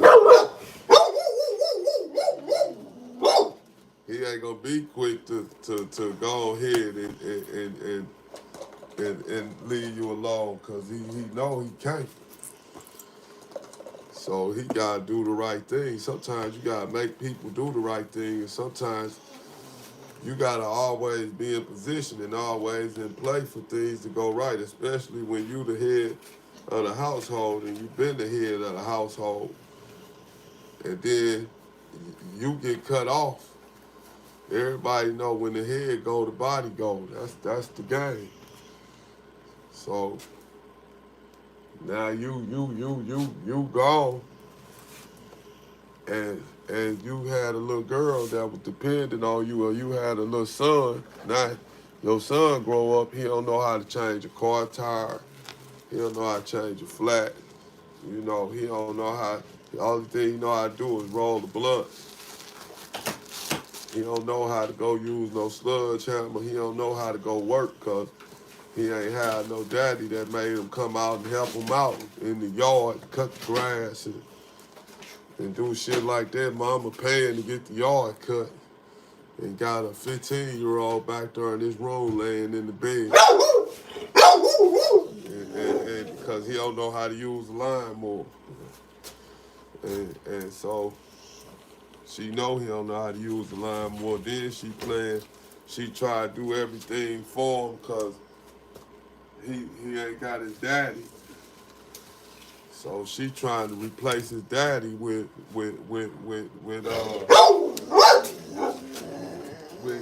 material shit.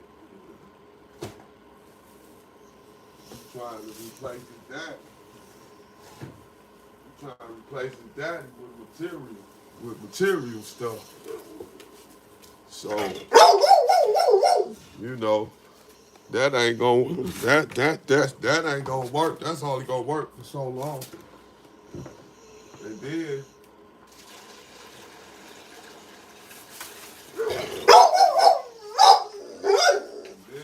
when daddy do come home, he ain't raised him, so now dude looking at him like, yeah, you my daddy, but you just birthed me, you ain't teach me nothing, so now he ain't got no respect for you. And he looking at you like, man, I had to grow up without you, and he holding it over your head that you wasn't around for him to learn how to ride a bike. He probably still don't know how to ride a bike, so he's still pissed off with you. You know, that shit carry on for years. That shit carry on for years.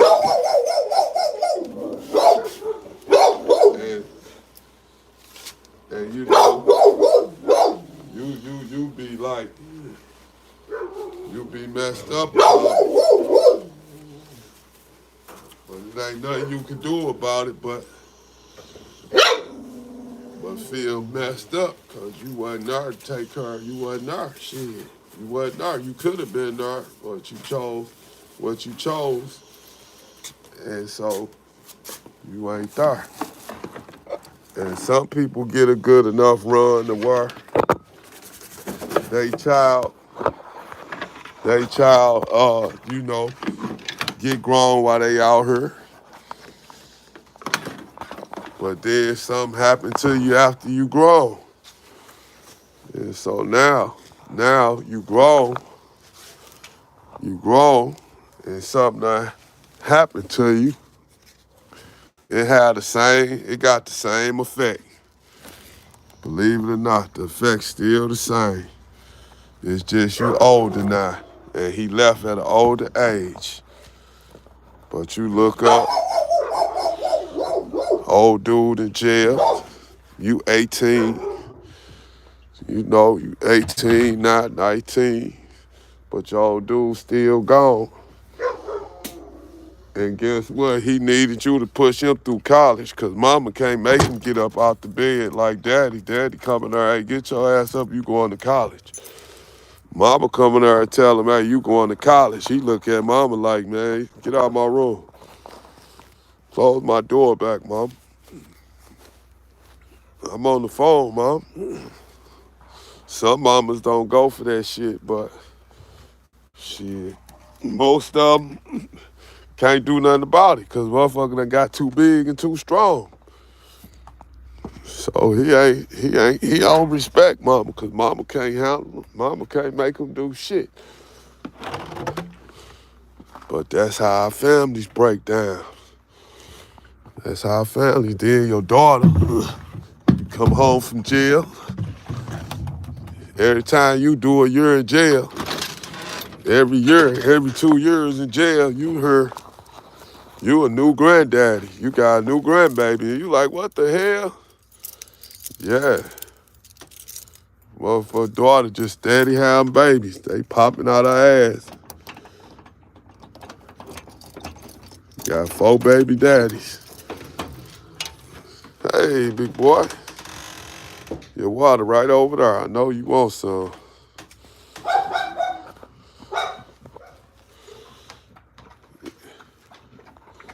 Nigel, I ain't paying you no attention if you use the bathroom in there. I'm telling you right now.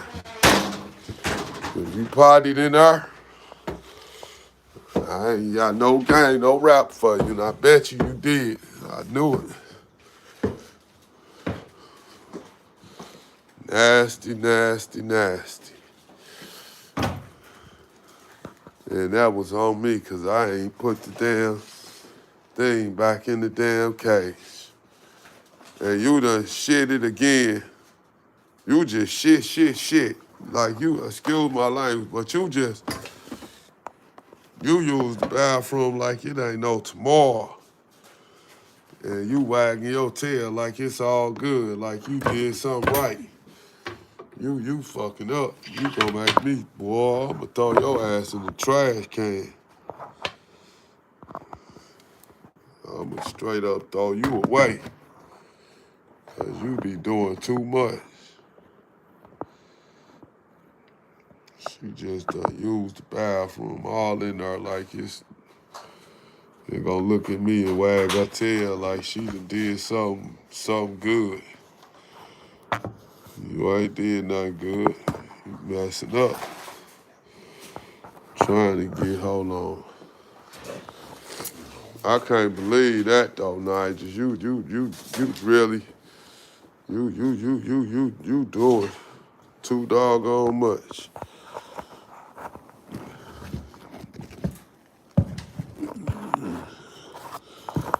Let me see.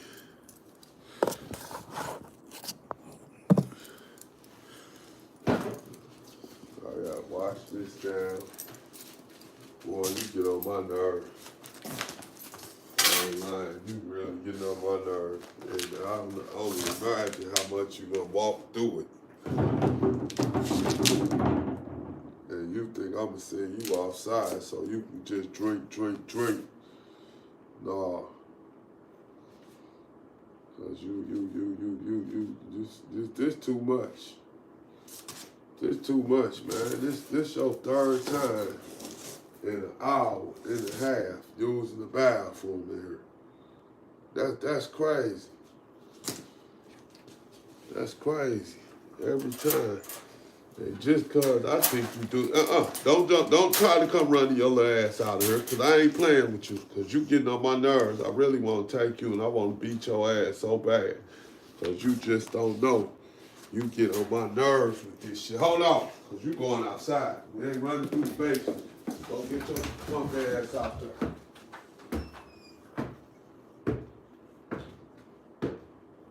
You ain't gonna be drinking all that water, so you can kill that.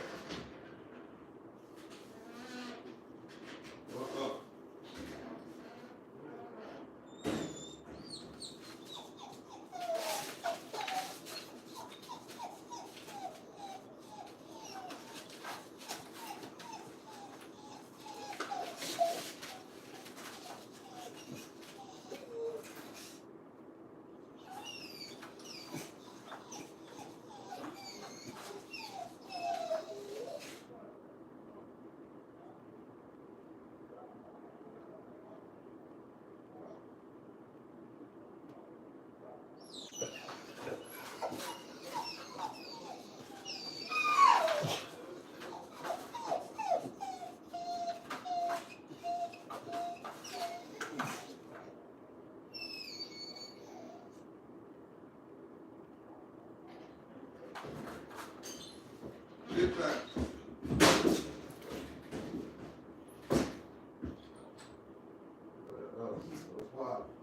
You just go drink water. Hit some shit all night. Ain't gonna happen. This shit, boy, I'm telling you.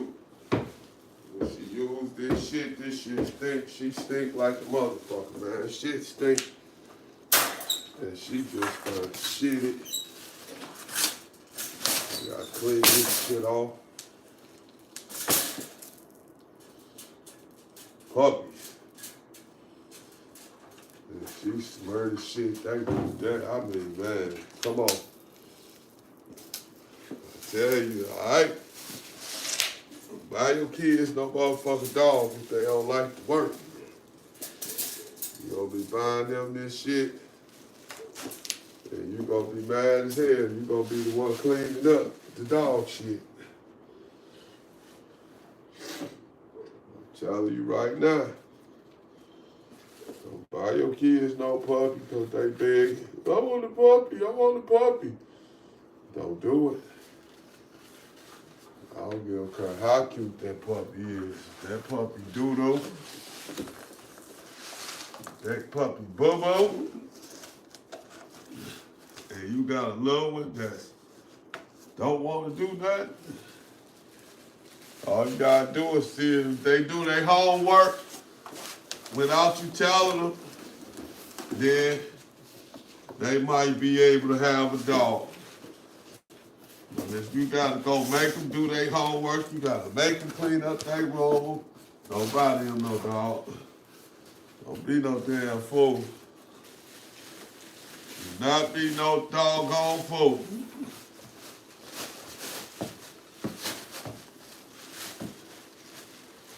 Because all that's gonna happen is the work gonna come back on you. Because they ain't trying to do it. It's gonna come back on you, and you gonna be upset.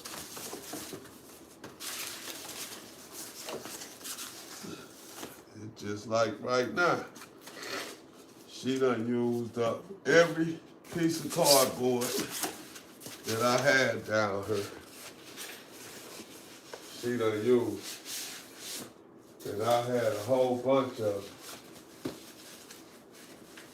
And this all I got right here. Is this little bit. And I'm finna have to make it, extend it.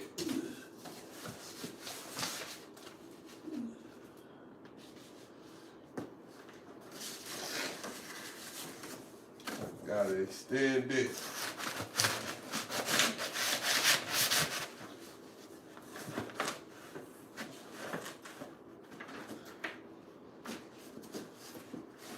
But yeah, so you know, jail,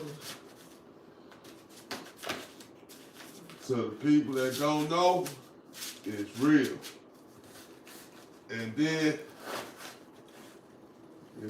what you really trip off of more than anything in jail is when the young people come in there and they be so young that you look at them and you look at them and you can tell like, oh, he gonna have some problems. You can tell when you've been in jail long enough, you can tell when them type of guys come through the door. You can look at them and know whether they're gonna have a hard time or not.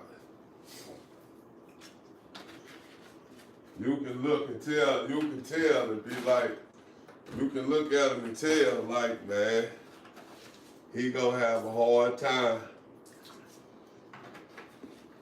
coming out light-skinned, you know, and I ain't trying to say light-skinned people weak, but he coming out, he's light-skinned, ain't got no hair on your face. Hair, they had that long hair, them long dreadlocks, and you know, people in jail, they just see it, they just getting used to dreadlocks, you know, down here. I ain't gonna say they just getting used to it, but it ain't been too long since they started really seeing dreadlocks. And when they see dreadlocks, they ain't looking like, oh yeah, dude got some locks. They looking at it like,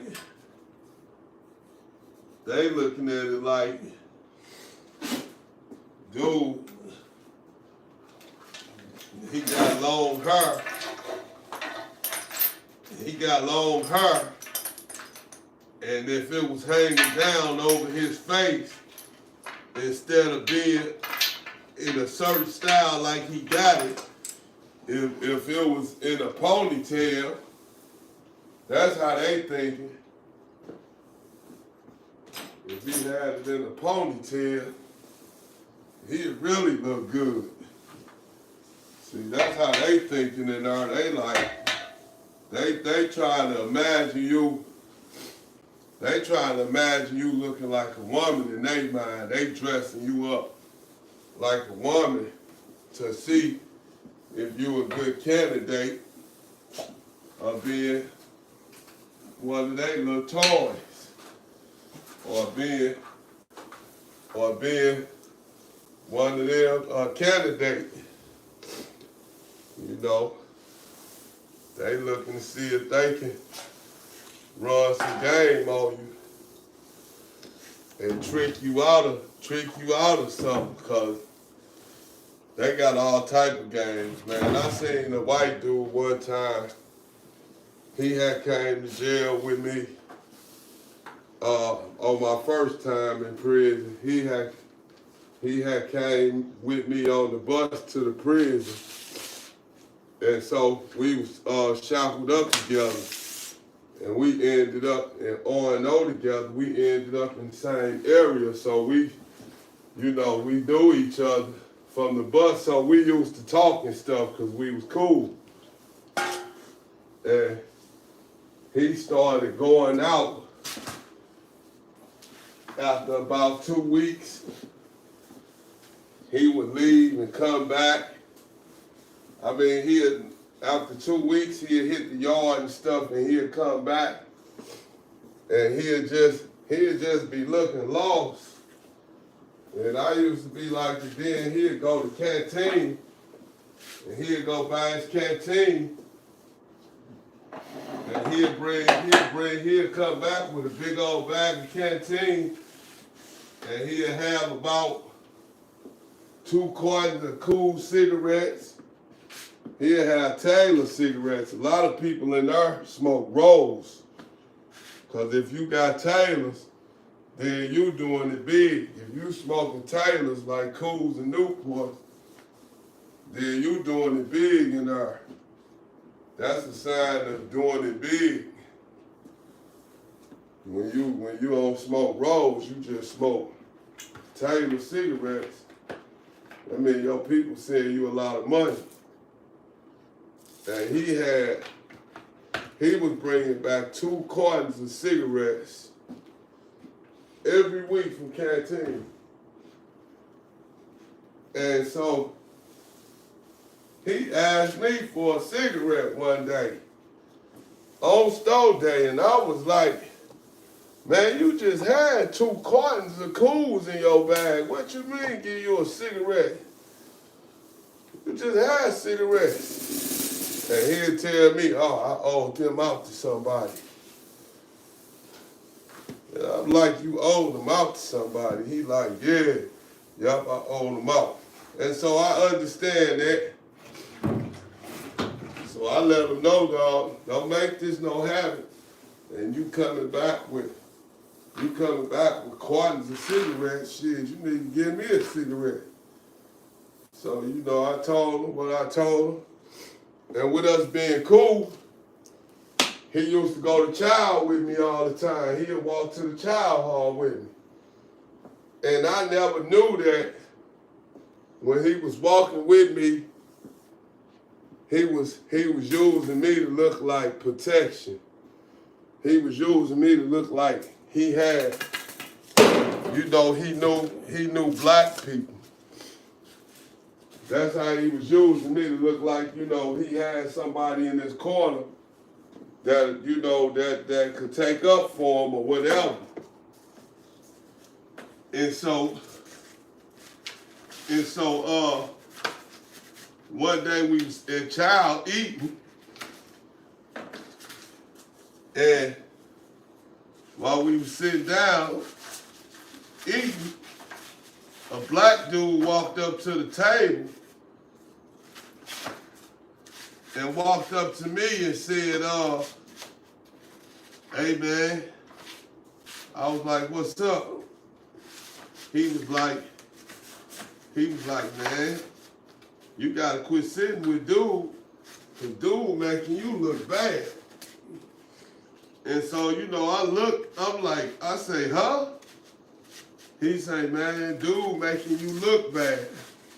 And so I got on the offended side, and I'm like, what you mean he making me look bad? He was like, man, dude tampered with it. And I'm like, he tampered with it. They like, yeah.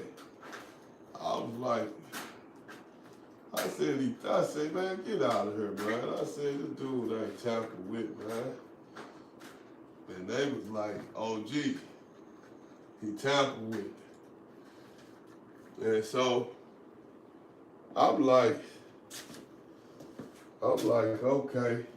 So I seen the same dude that told me that, and I pulled up on him again. And I'm like, dog, finish telling me about what you was telling me about that child. And so he told me. He was like, he said, man, dude, he said he just got on the camp, y'all just got her. And there was a white homosexual up there by the name of, his name was Kitty Cat. And he was white and he was a homosexual. But he was the type of homosexual that act like a woman. So he wasn't hiding it. And anyway, he let the dude, Kitty Cat, talk him into letting him suck dude off. He let the homosexual suck him off. And so when the homosexual sucked him off, the homosexual was setting him up. The homosexual had a boyfriend on the camp. And that was the game they used to play. They'd find somebody, turn them out, and it'd be a little white dude like them, because they wouldn't do that to black people. Because black dudes, white people don't mess with black people in jail. Because black people gonna get down basically. But I ain't saying white dudes soft. A lot of them are, but a lot of them ain't. But they pick on each other regardless. They get down on each other. They don't mess with black people or nothing. They pick on their own kind. And so they set them up. He let the homosexual suck him off. And then the homosexual told his boyfriend. And so his boyfriend come out and his buddies. And they started pressing the white dude. The white dude couldn't buy canteen. Anytime he bought canteen back, they took it. It even got to a point to where he was calling his mama, making up stuff to his mama to get money to give him. And so I asked him about it when I first heard about it. When I talked to dude, I pulled up on him and I brought all the facts to him of what I heard. And he admitted to it. He was like, yeah. He said, yeah, it's true, man. I said, man, stay the fuck away from me. Excuse my language. I told him, man, don't come back around me, bro. Cause I ain't know that. And so, no, before I said that, I said, damn, I say, man, I said, dog, did they fuck you? Did they bust you? And he was like, no. He just stuck his head in me. That's what he said. Dude just stuck his dick head in him. That's all he got in him. And that's what I told him, man. Stay the hell away from me, bro. And I quit letting him come around me after that, because you can't hang with nobody like that in jail. I told you how dude pulled up on me and put me up on game. He like, hey, man, because they knew I ain't know. They could tell I ain't know. And like I said, prison segregated, so, if it ain't over no BS going on, people take up for their race, basically. And all races do it. It ain't just something that black people do. White people do it to each other, for each other too. They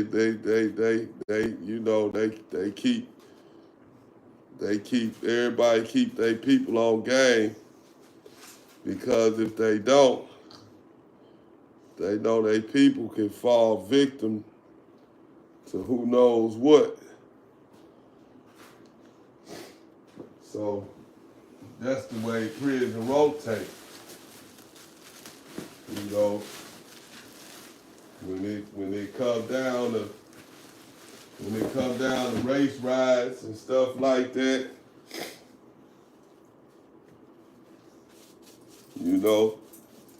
people gonna ride together, regardless if they in opposite gangs. It don't matter. The Crips and the Bloods could have just had a fight with each other. But if a race riot jump off on a yard, everybody, by law, is supposed to put all the BS down, and they supposed to help each other when it's a riot like that. And if they gonna get back to their BS later on in the game, then they get back to it. But as of right now, that stuff dead, and they gotta help each other out. And most of the time, after stuff like that happens, that's when a lot of the stuff cooled down. A lot of the black on black violence will take a pause, because they help each other fight against another race. So they kind of got respect. They gain the respect for each other when something like that happens. So, they're people from fighting each other.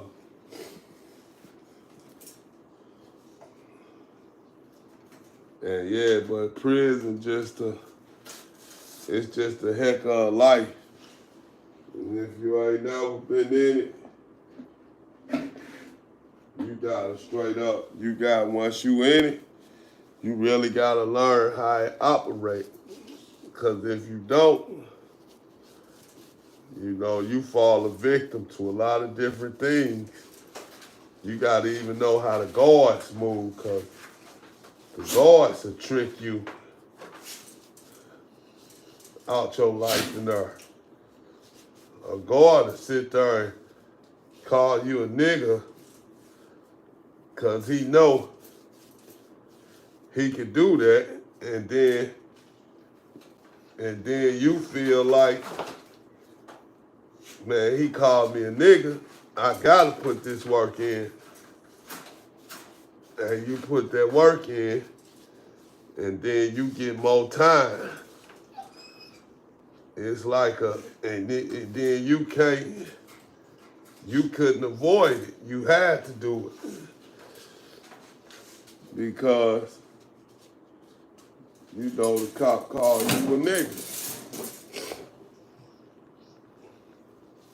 Called you a nigga, so, you feel obligated to, you gotta take care of this business. And the crazy thing about it is, You really do. Because if you don't, everybody on the yard gonna look at you like for being soft. Shit. And that's just how it goes. You know, they look at you and they think you soft. That's how they gonna treat you. They gonna treat you soft. And so, you know, it's like the last thing you want. It's the last thing you want now is to have to do extra time and hard time. Ain't neither one of them no fun. And some stuff you gotta do.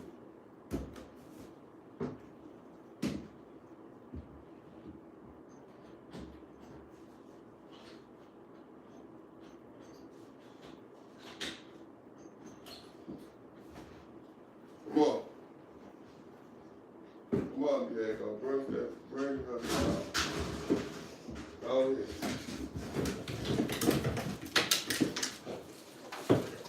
Get your little butt out of there. Get out of there now. Get out. Come here. Get out. Put the ladder in. Come on. Let's go. Stop. Hey. Stop. Now you use the bathroom here, you gonna stay in. I promise you.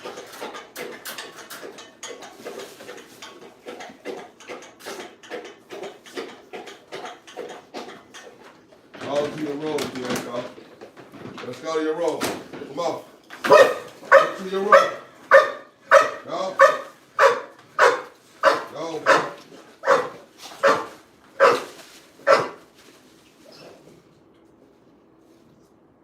Boy. Good job.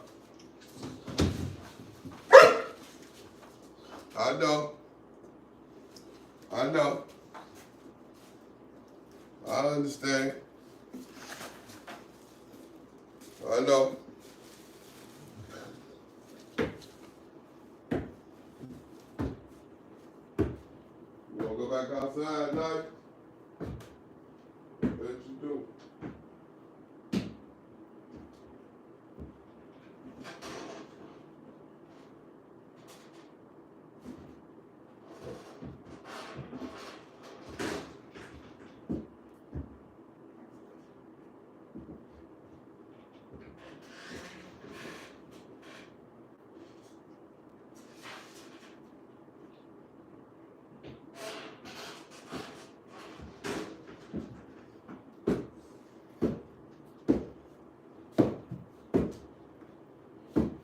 Man, there's a million stories you can hear about prison.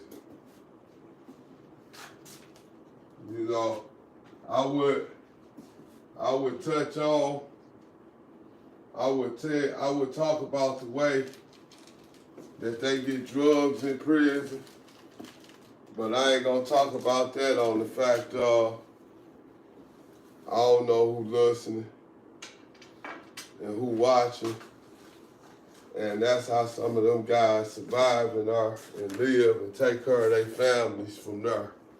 So I can't elaborate on the way they get drugs in, but I will say this.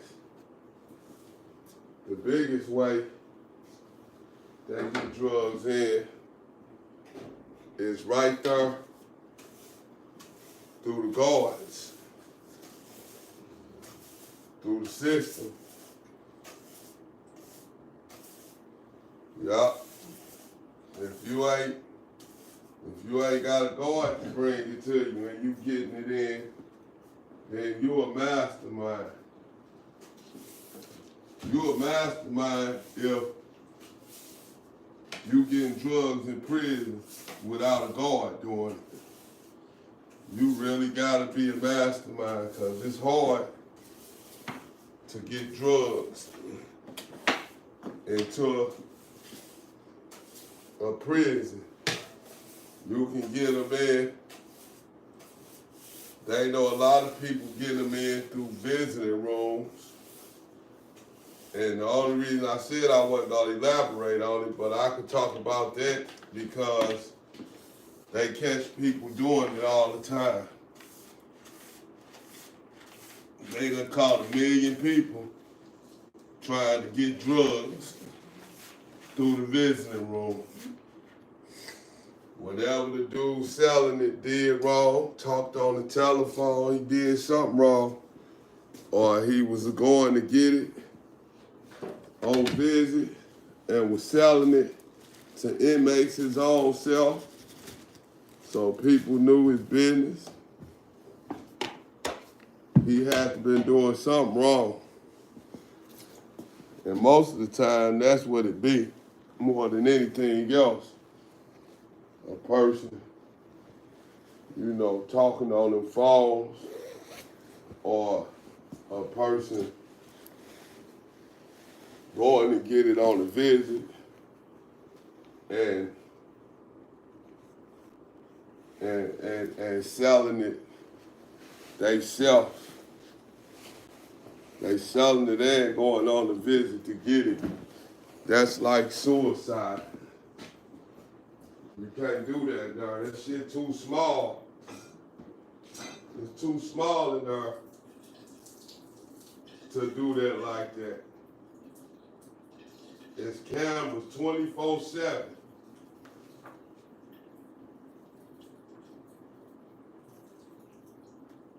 They got live cameras running 24/7. And they got people that study and look at them cameras all day. That's their job, to see if they can see some type of drug activity going on. And they do that every day. That's all they ever do, is try to catch somebody doing something. That's their job, to catch a person doing something. If you walking, if it's two of y'all walking together, they gonna watch y'all like hawks, cause they gonna feel like y'all up to no good, cause y'all walking around the track. And y'all must be talking about something or trying to get something done. Y'all can't be talking about, what y'all gonna do with y'all life after y'all get out. Y'all gotta be trying to make a scheme or a plot to make some money. That's what they gonna say. And the other thing, what else I say about that is this. People that sell drugs in jail, they make a lot of money. Because, and they know this too. That's why I will never say something that mess up the way they got the system going in there for the inmates and the prisoners to get their money. I wouldn't ever talk about, their business. I won't talk about it to that extent. I'ma just say what's public knowledge, what folks already know. And that's jail make a lot of money in the drug trade. Cause something that costs $70 on the streets, you can make $1,500 off of it in prison. So you can pay $70 for it out here, and then there you can sell it and get $1,500. That's how big the difference is. That's a lot of money. So a person, but the thing is, they catch a lot of people. They catch a lot of people in there every time, every day. Every day you look up, go potty. Every day you look up, somebody getting caught.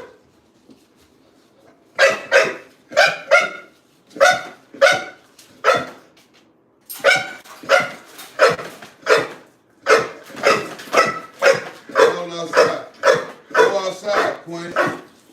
Go on outside. Every day in there, somebody getting caught. Every day they every day they catch somebody getting high or they catch somebody hustling. Now,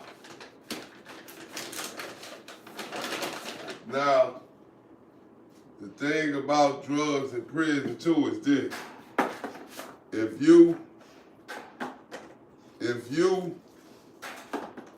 Even if you just doing drugs in prison, you just using drugs and they give you a drug test and you drop dirty, you can get 6 extra months in prison. A dirty urine is a 6 to 12 month setback. So if you was going home in 3 weeks or 3 days and you got high and they came and dropped you, that 3 days, that day gone. That day gone. That date you was going home in 3 days, that day gone. And the parole board don't know about it way faster than you think.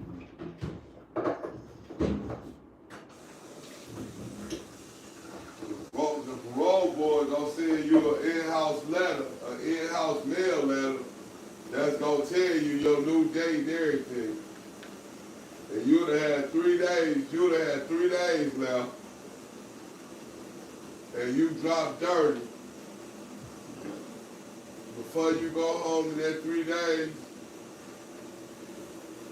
they'll send you a letter with a new date on it. And see, a person to say, well, it takes longer than that for the drug test to come back. Yeah, it do take longer than that for the drug test to come back. But that's when it's go to the lab. They got what's called an on-the-spot. And I know an on-the-spot might not work for certain stuff, but in prison, on-the-spot works perfectly fine, and it'll get you a setback. If they just put a stick in your stuff and it turn a different color and they can see that you got drugs in your system, 3 days, you had 3 days left, don't even count on that 3 days. That's over with. You got 6 months left now.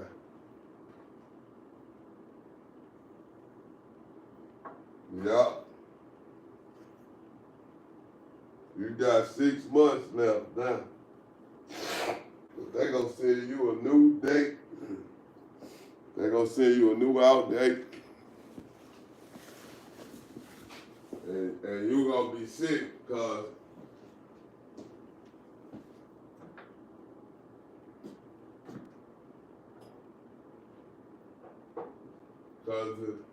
another way they do it, another thing they do in there is,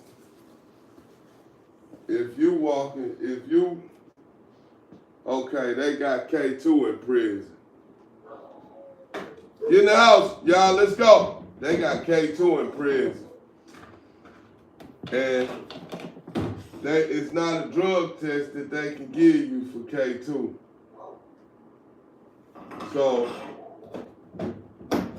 So you can't drop dirty for K2. But what they'll do is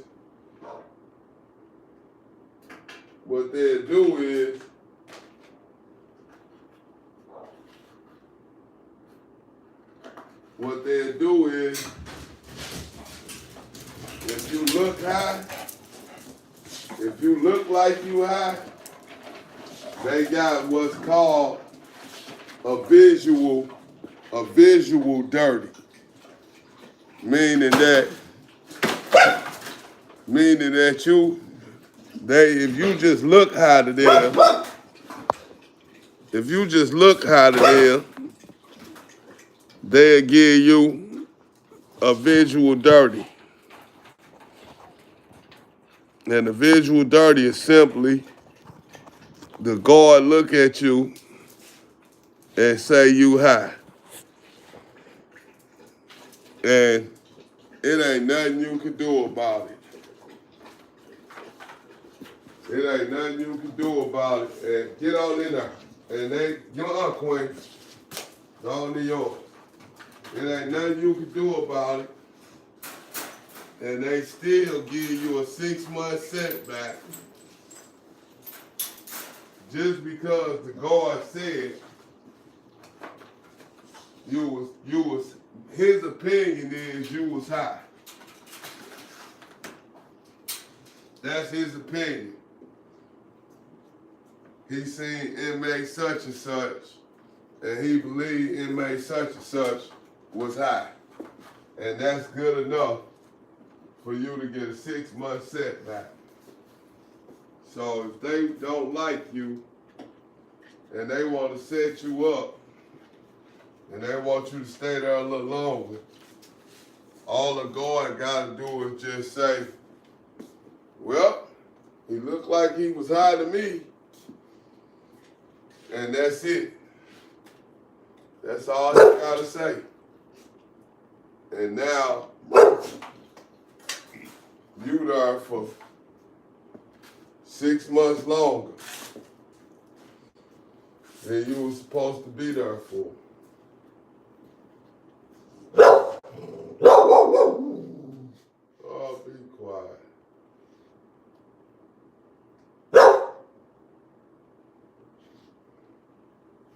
I think I left that dog food in. I know I left it in the garage. Damn, man, I left damn dog food in the garage. I gotta go outside.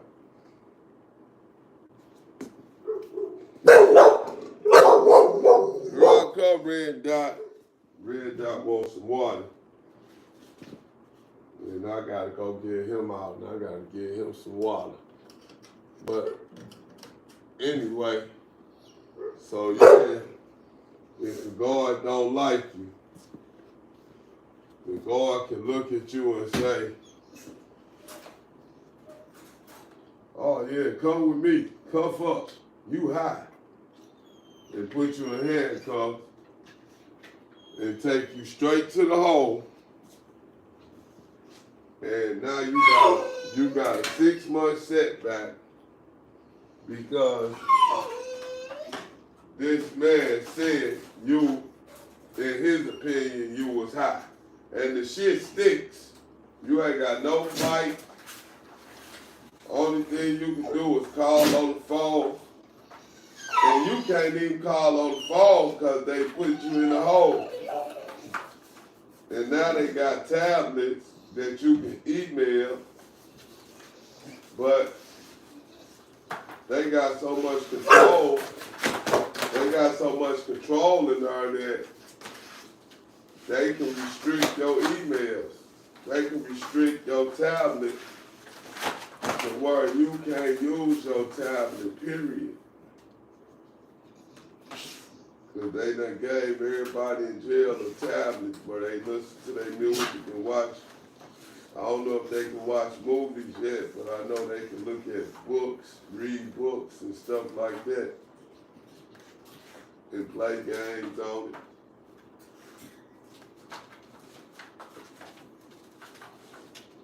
Yeah.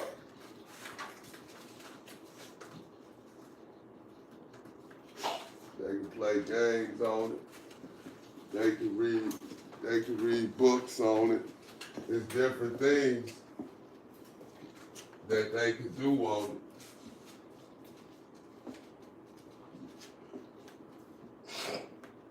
But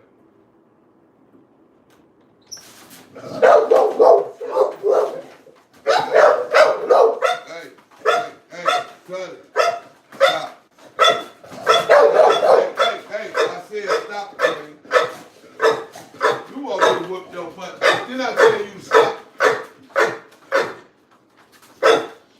Yeah, cut it out. And you cut it out too. Stay, Diego. Don't go outside. Stay over there. Stay. No. Right. No. No. Hey. No. Outside, I said stay.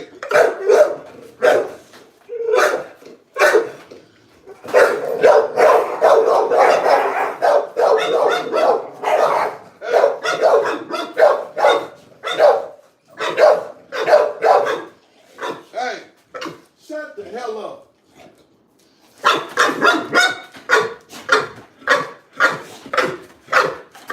You see what y'all got her doing? That's y'all got her doing that shit.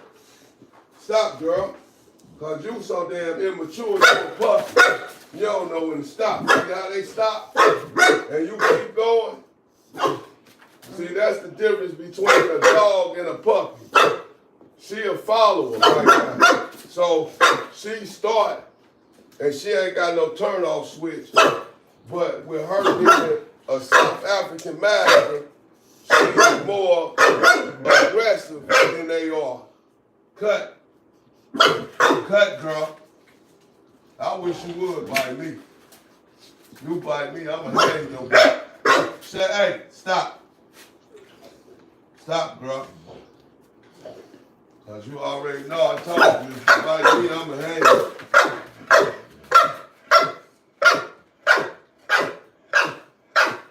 There go, no nowhere to go. He like, shit, everybody fucking with me. What's up, man? Hey, would you stop? Stop. Now you gonna make you stop. I said stop. No. I said stop. What I say? I don't care about I told you to stop. And you better stop. Bless you.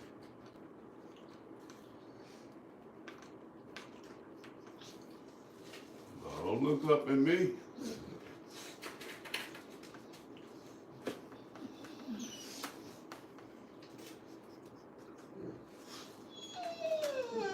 Wipe your eyes off.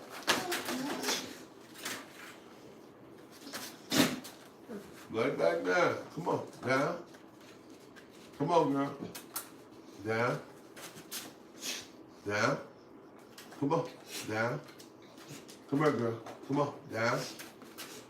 Down, mama. Come on. Hey, come on, girl. Down, girl. Come on. Down. No, down. Come here, girl. Down. Come on. Down. No, down. Nice. Down. Down. Did I say down? Down. Get down. Didn't I tell you down? Quit playing with me. No, come here. Down. Let's go. Down. Down, girl. Down. No, down. Nice. Down. Come here. Down. Down. Down, girl. All the way down. Down. Bad ass. Oh, bad is all outdoors.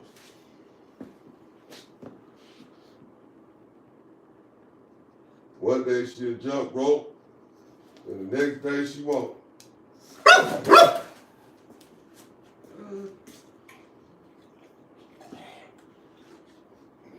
Yeah, one day she'll jump rope, and the next day she won't. Right now she just too her what you want to call it,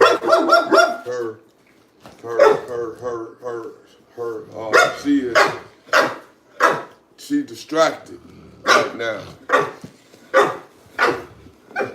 Just like Diego keep walking around me, and I'm trying to tell him to go.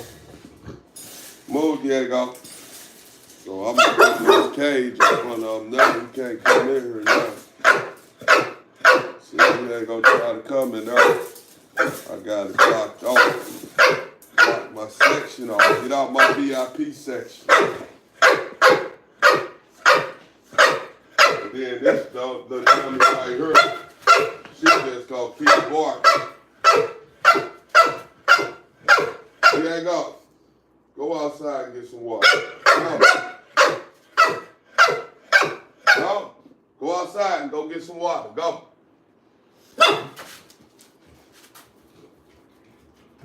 And Green, come back. Don't stay out there. Hurry up. Now y'all see how she looking at her? Look at her. That's how she gonna look at people that she trying to get to. The same, she gonna be the same way.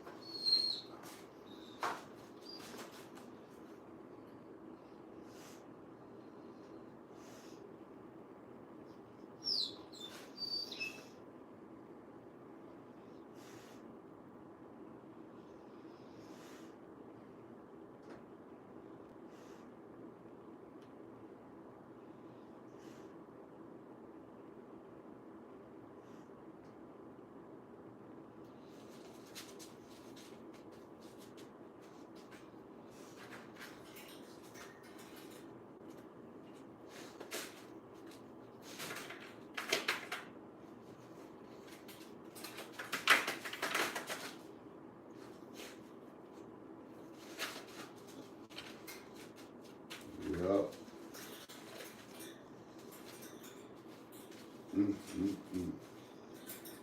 Come on, Diego.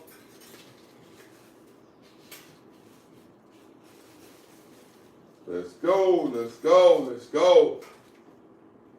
So, you know, she gonna be real aggressive, like, you can already tell. She actually probably gonna be over aggressive, but I still got time to get it out of her. That's the biggest thing. She gonna grow out that puppy stage, and I'm hoping when she grow out of it, she'll calm down some instead of being so quick to want to do something, because I'm going to have in that yard running around pulling weights. When she get old enough, she gotta be about 2 years old before you start doing that type of thing.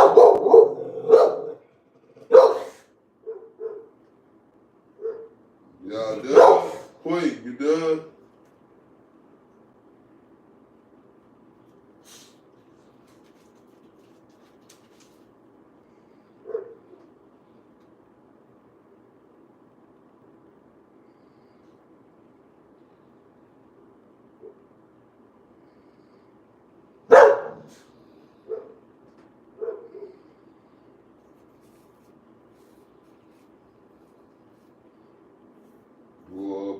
Boy, you motherfucking dogs. Boy, y'all just go.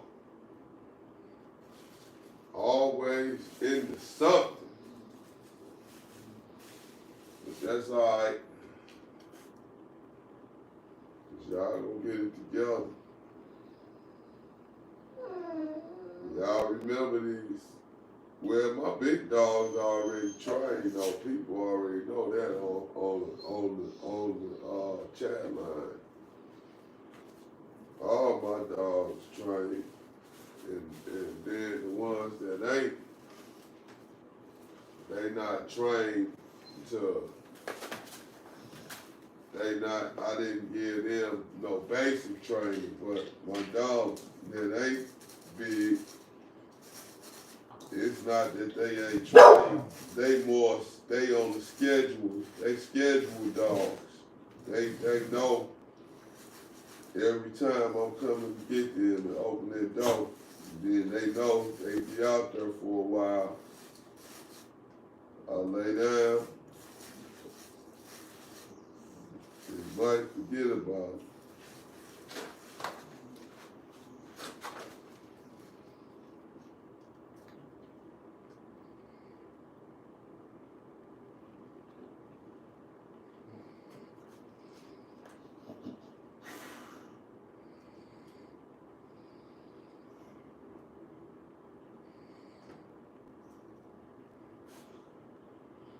All right. Y'all wouldn't believe that I'm so tired. He's finally catching up with me. Staying up, working. I still gotta go upstairs and eat, take a shower, eat. And who knows what else.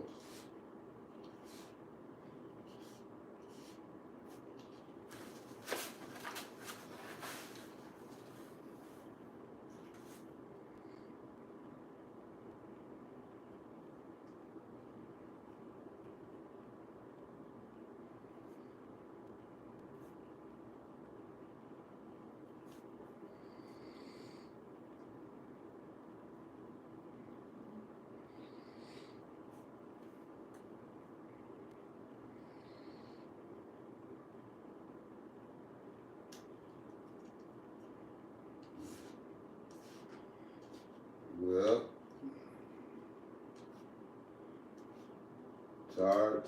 tired, baby. When you tired, tired. Diego, let's go.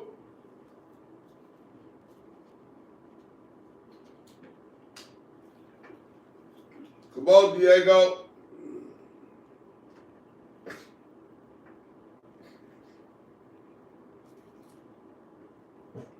Come on, Diego.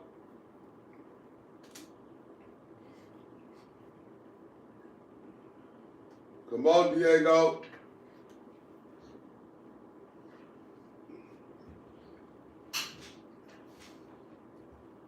Come on.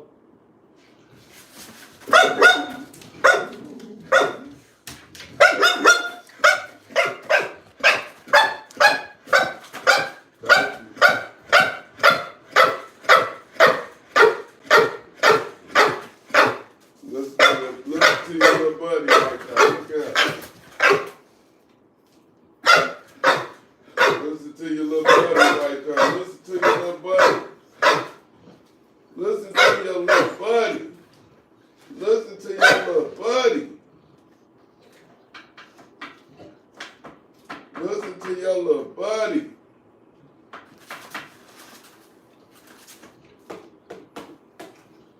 Listen to your little buddy. Queen, shut up. Shut up, Queen.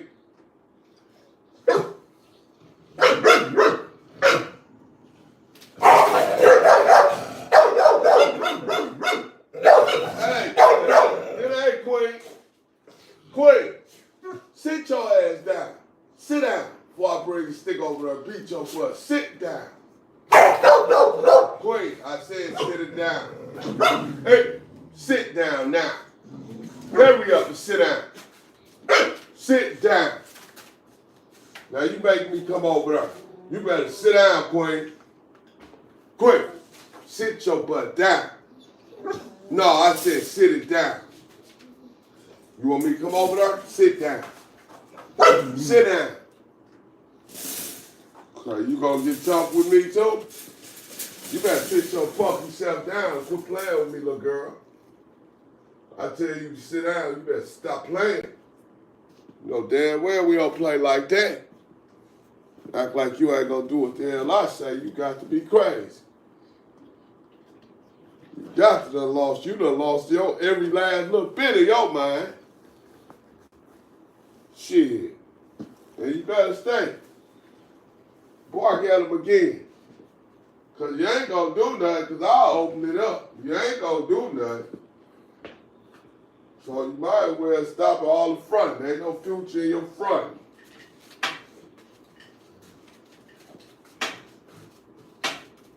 Try MC Breathe. Look it up. Check it out on YouTube. Ain't no future in your front. That's the name of it. MC Breathe. That's the rapper.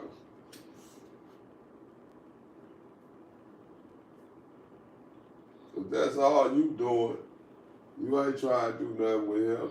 You just sitting up there making noise. He ain't gonna sit there looking at you, and he laughing. He wagging his butt looking at you. He wagging his butt over there looking at you. He wagging his tail laughing at you. He ain't bark back at you or run from you. He just stood there and wagged his tail like Queen, come on. You know you want to give me that. Tell him, Diego, girl, give me that. Tell her, D. Say, girl, give me that.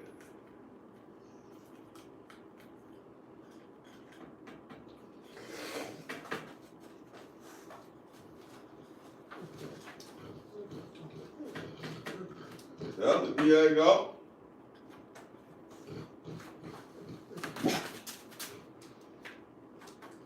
I'm trying to take up for you.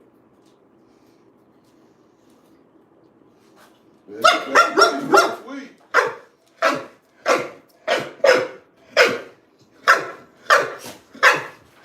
Little girl. You a little girl. Shut up. You a little girl. Shut up. You a little girl. Shut up.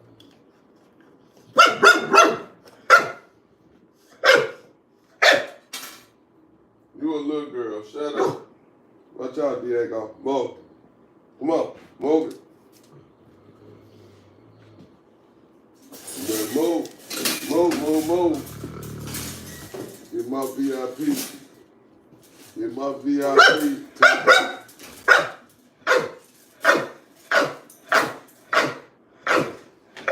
Hey. You ain't bringing no bottles to the section. You can't come over here. We popping bottles. This VIP over here, dog. You look like you trying to rob this joint. What you on? Ain't no safe. Ain't no safe. It's all in the bank. No, sir. Don't go outside. Stay. Come back.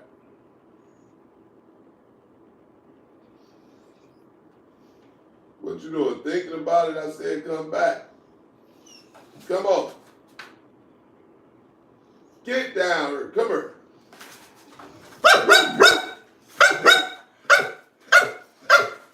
I know you tired of hearing that, dog. I am too. Niggas.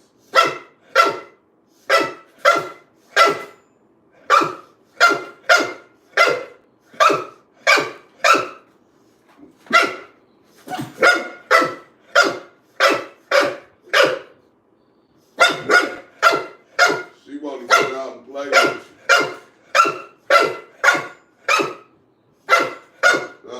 you. You shouldn't have potty. Shut up. You shouldn't have potty in there. You shouldn't have potted in there. You know doggone well you don't potty. That's why you in there. You know better. You know what time it is. Hey, I got this. You better be quiet. Hey.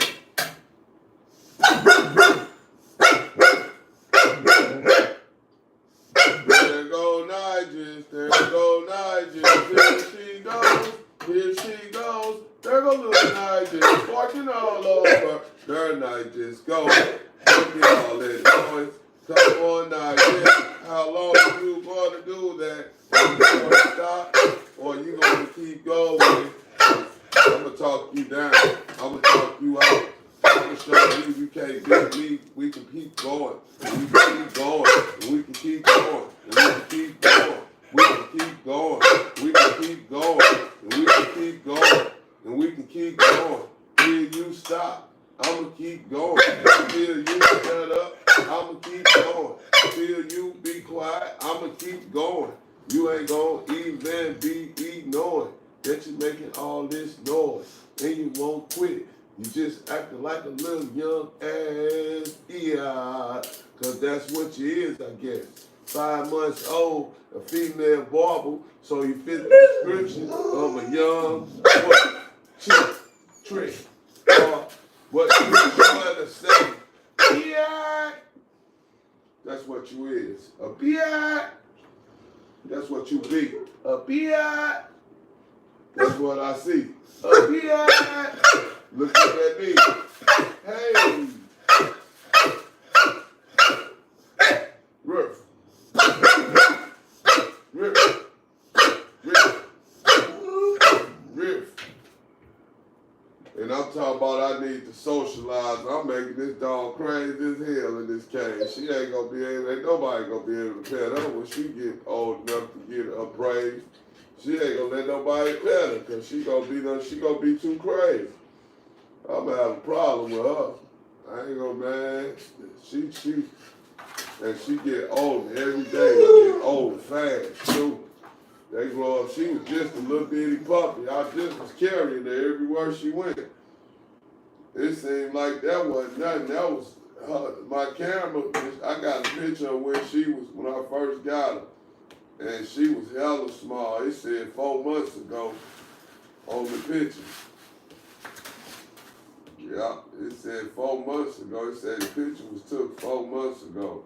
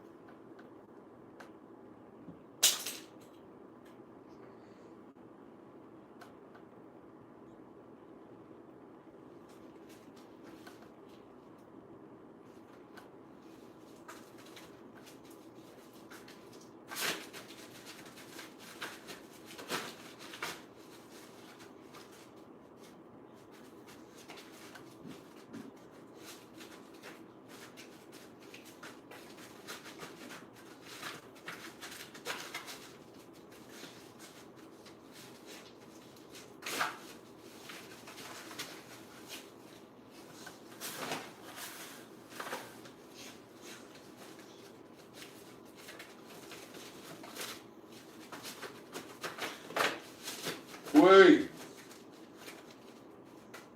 Stop.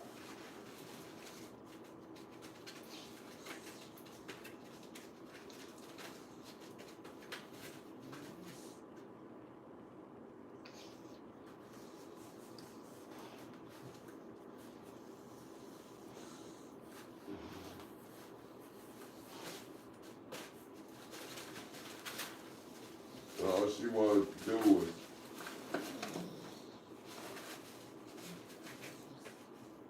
Diego, all she wanted to do was see him go outside. And she stopped barking, so I guess when he come back in, she'll do it again.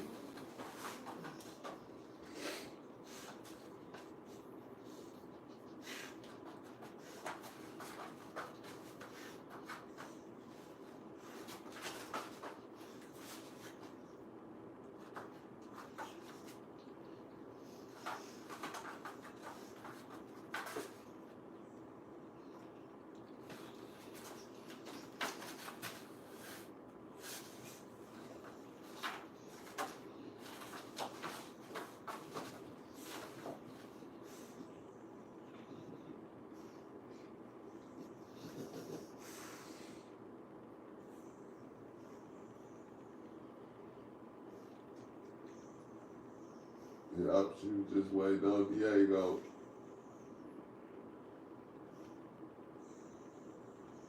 Once the lights go off, they know. They know once the lights go off, game time. They know it's over with. All the barking and all that shit stop, cease. All I gotta do is turn these lights off.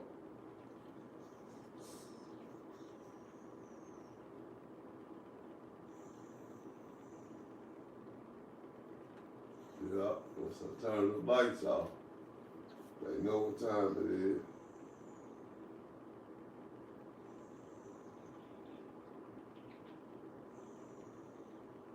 It's time to lay on back.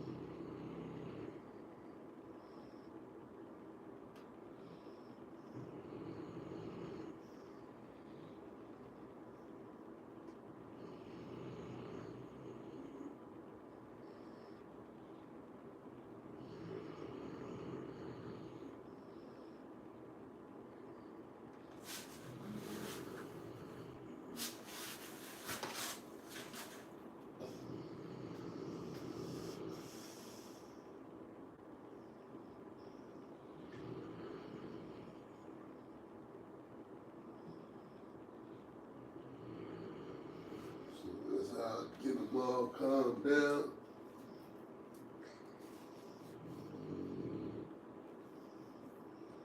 Then I be ghost.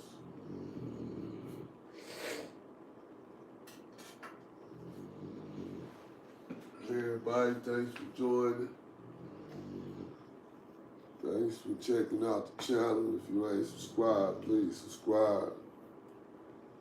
And hit that bell so you get the notifications when I go live. And you can join Platinum Paws with more LLC. Y'all know what it say, what it be. Paws up. Peace. Peace.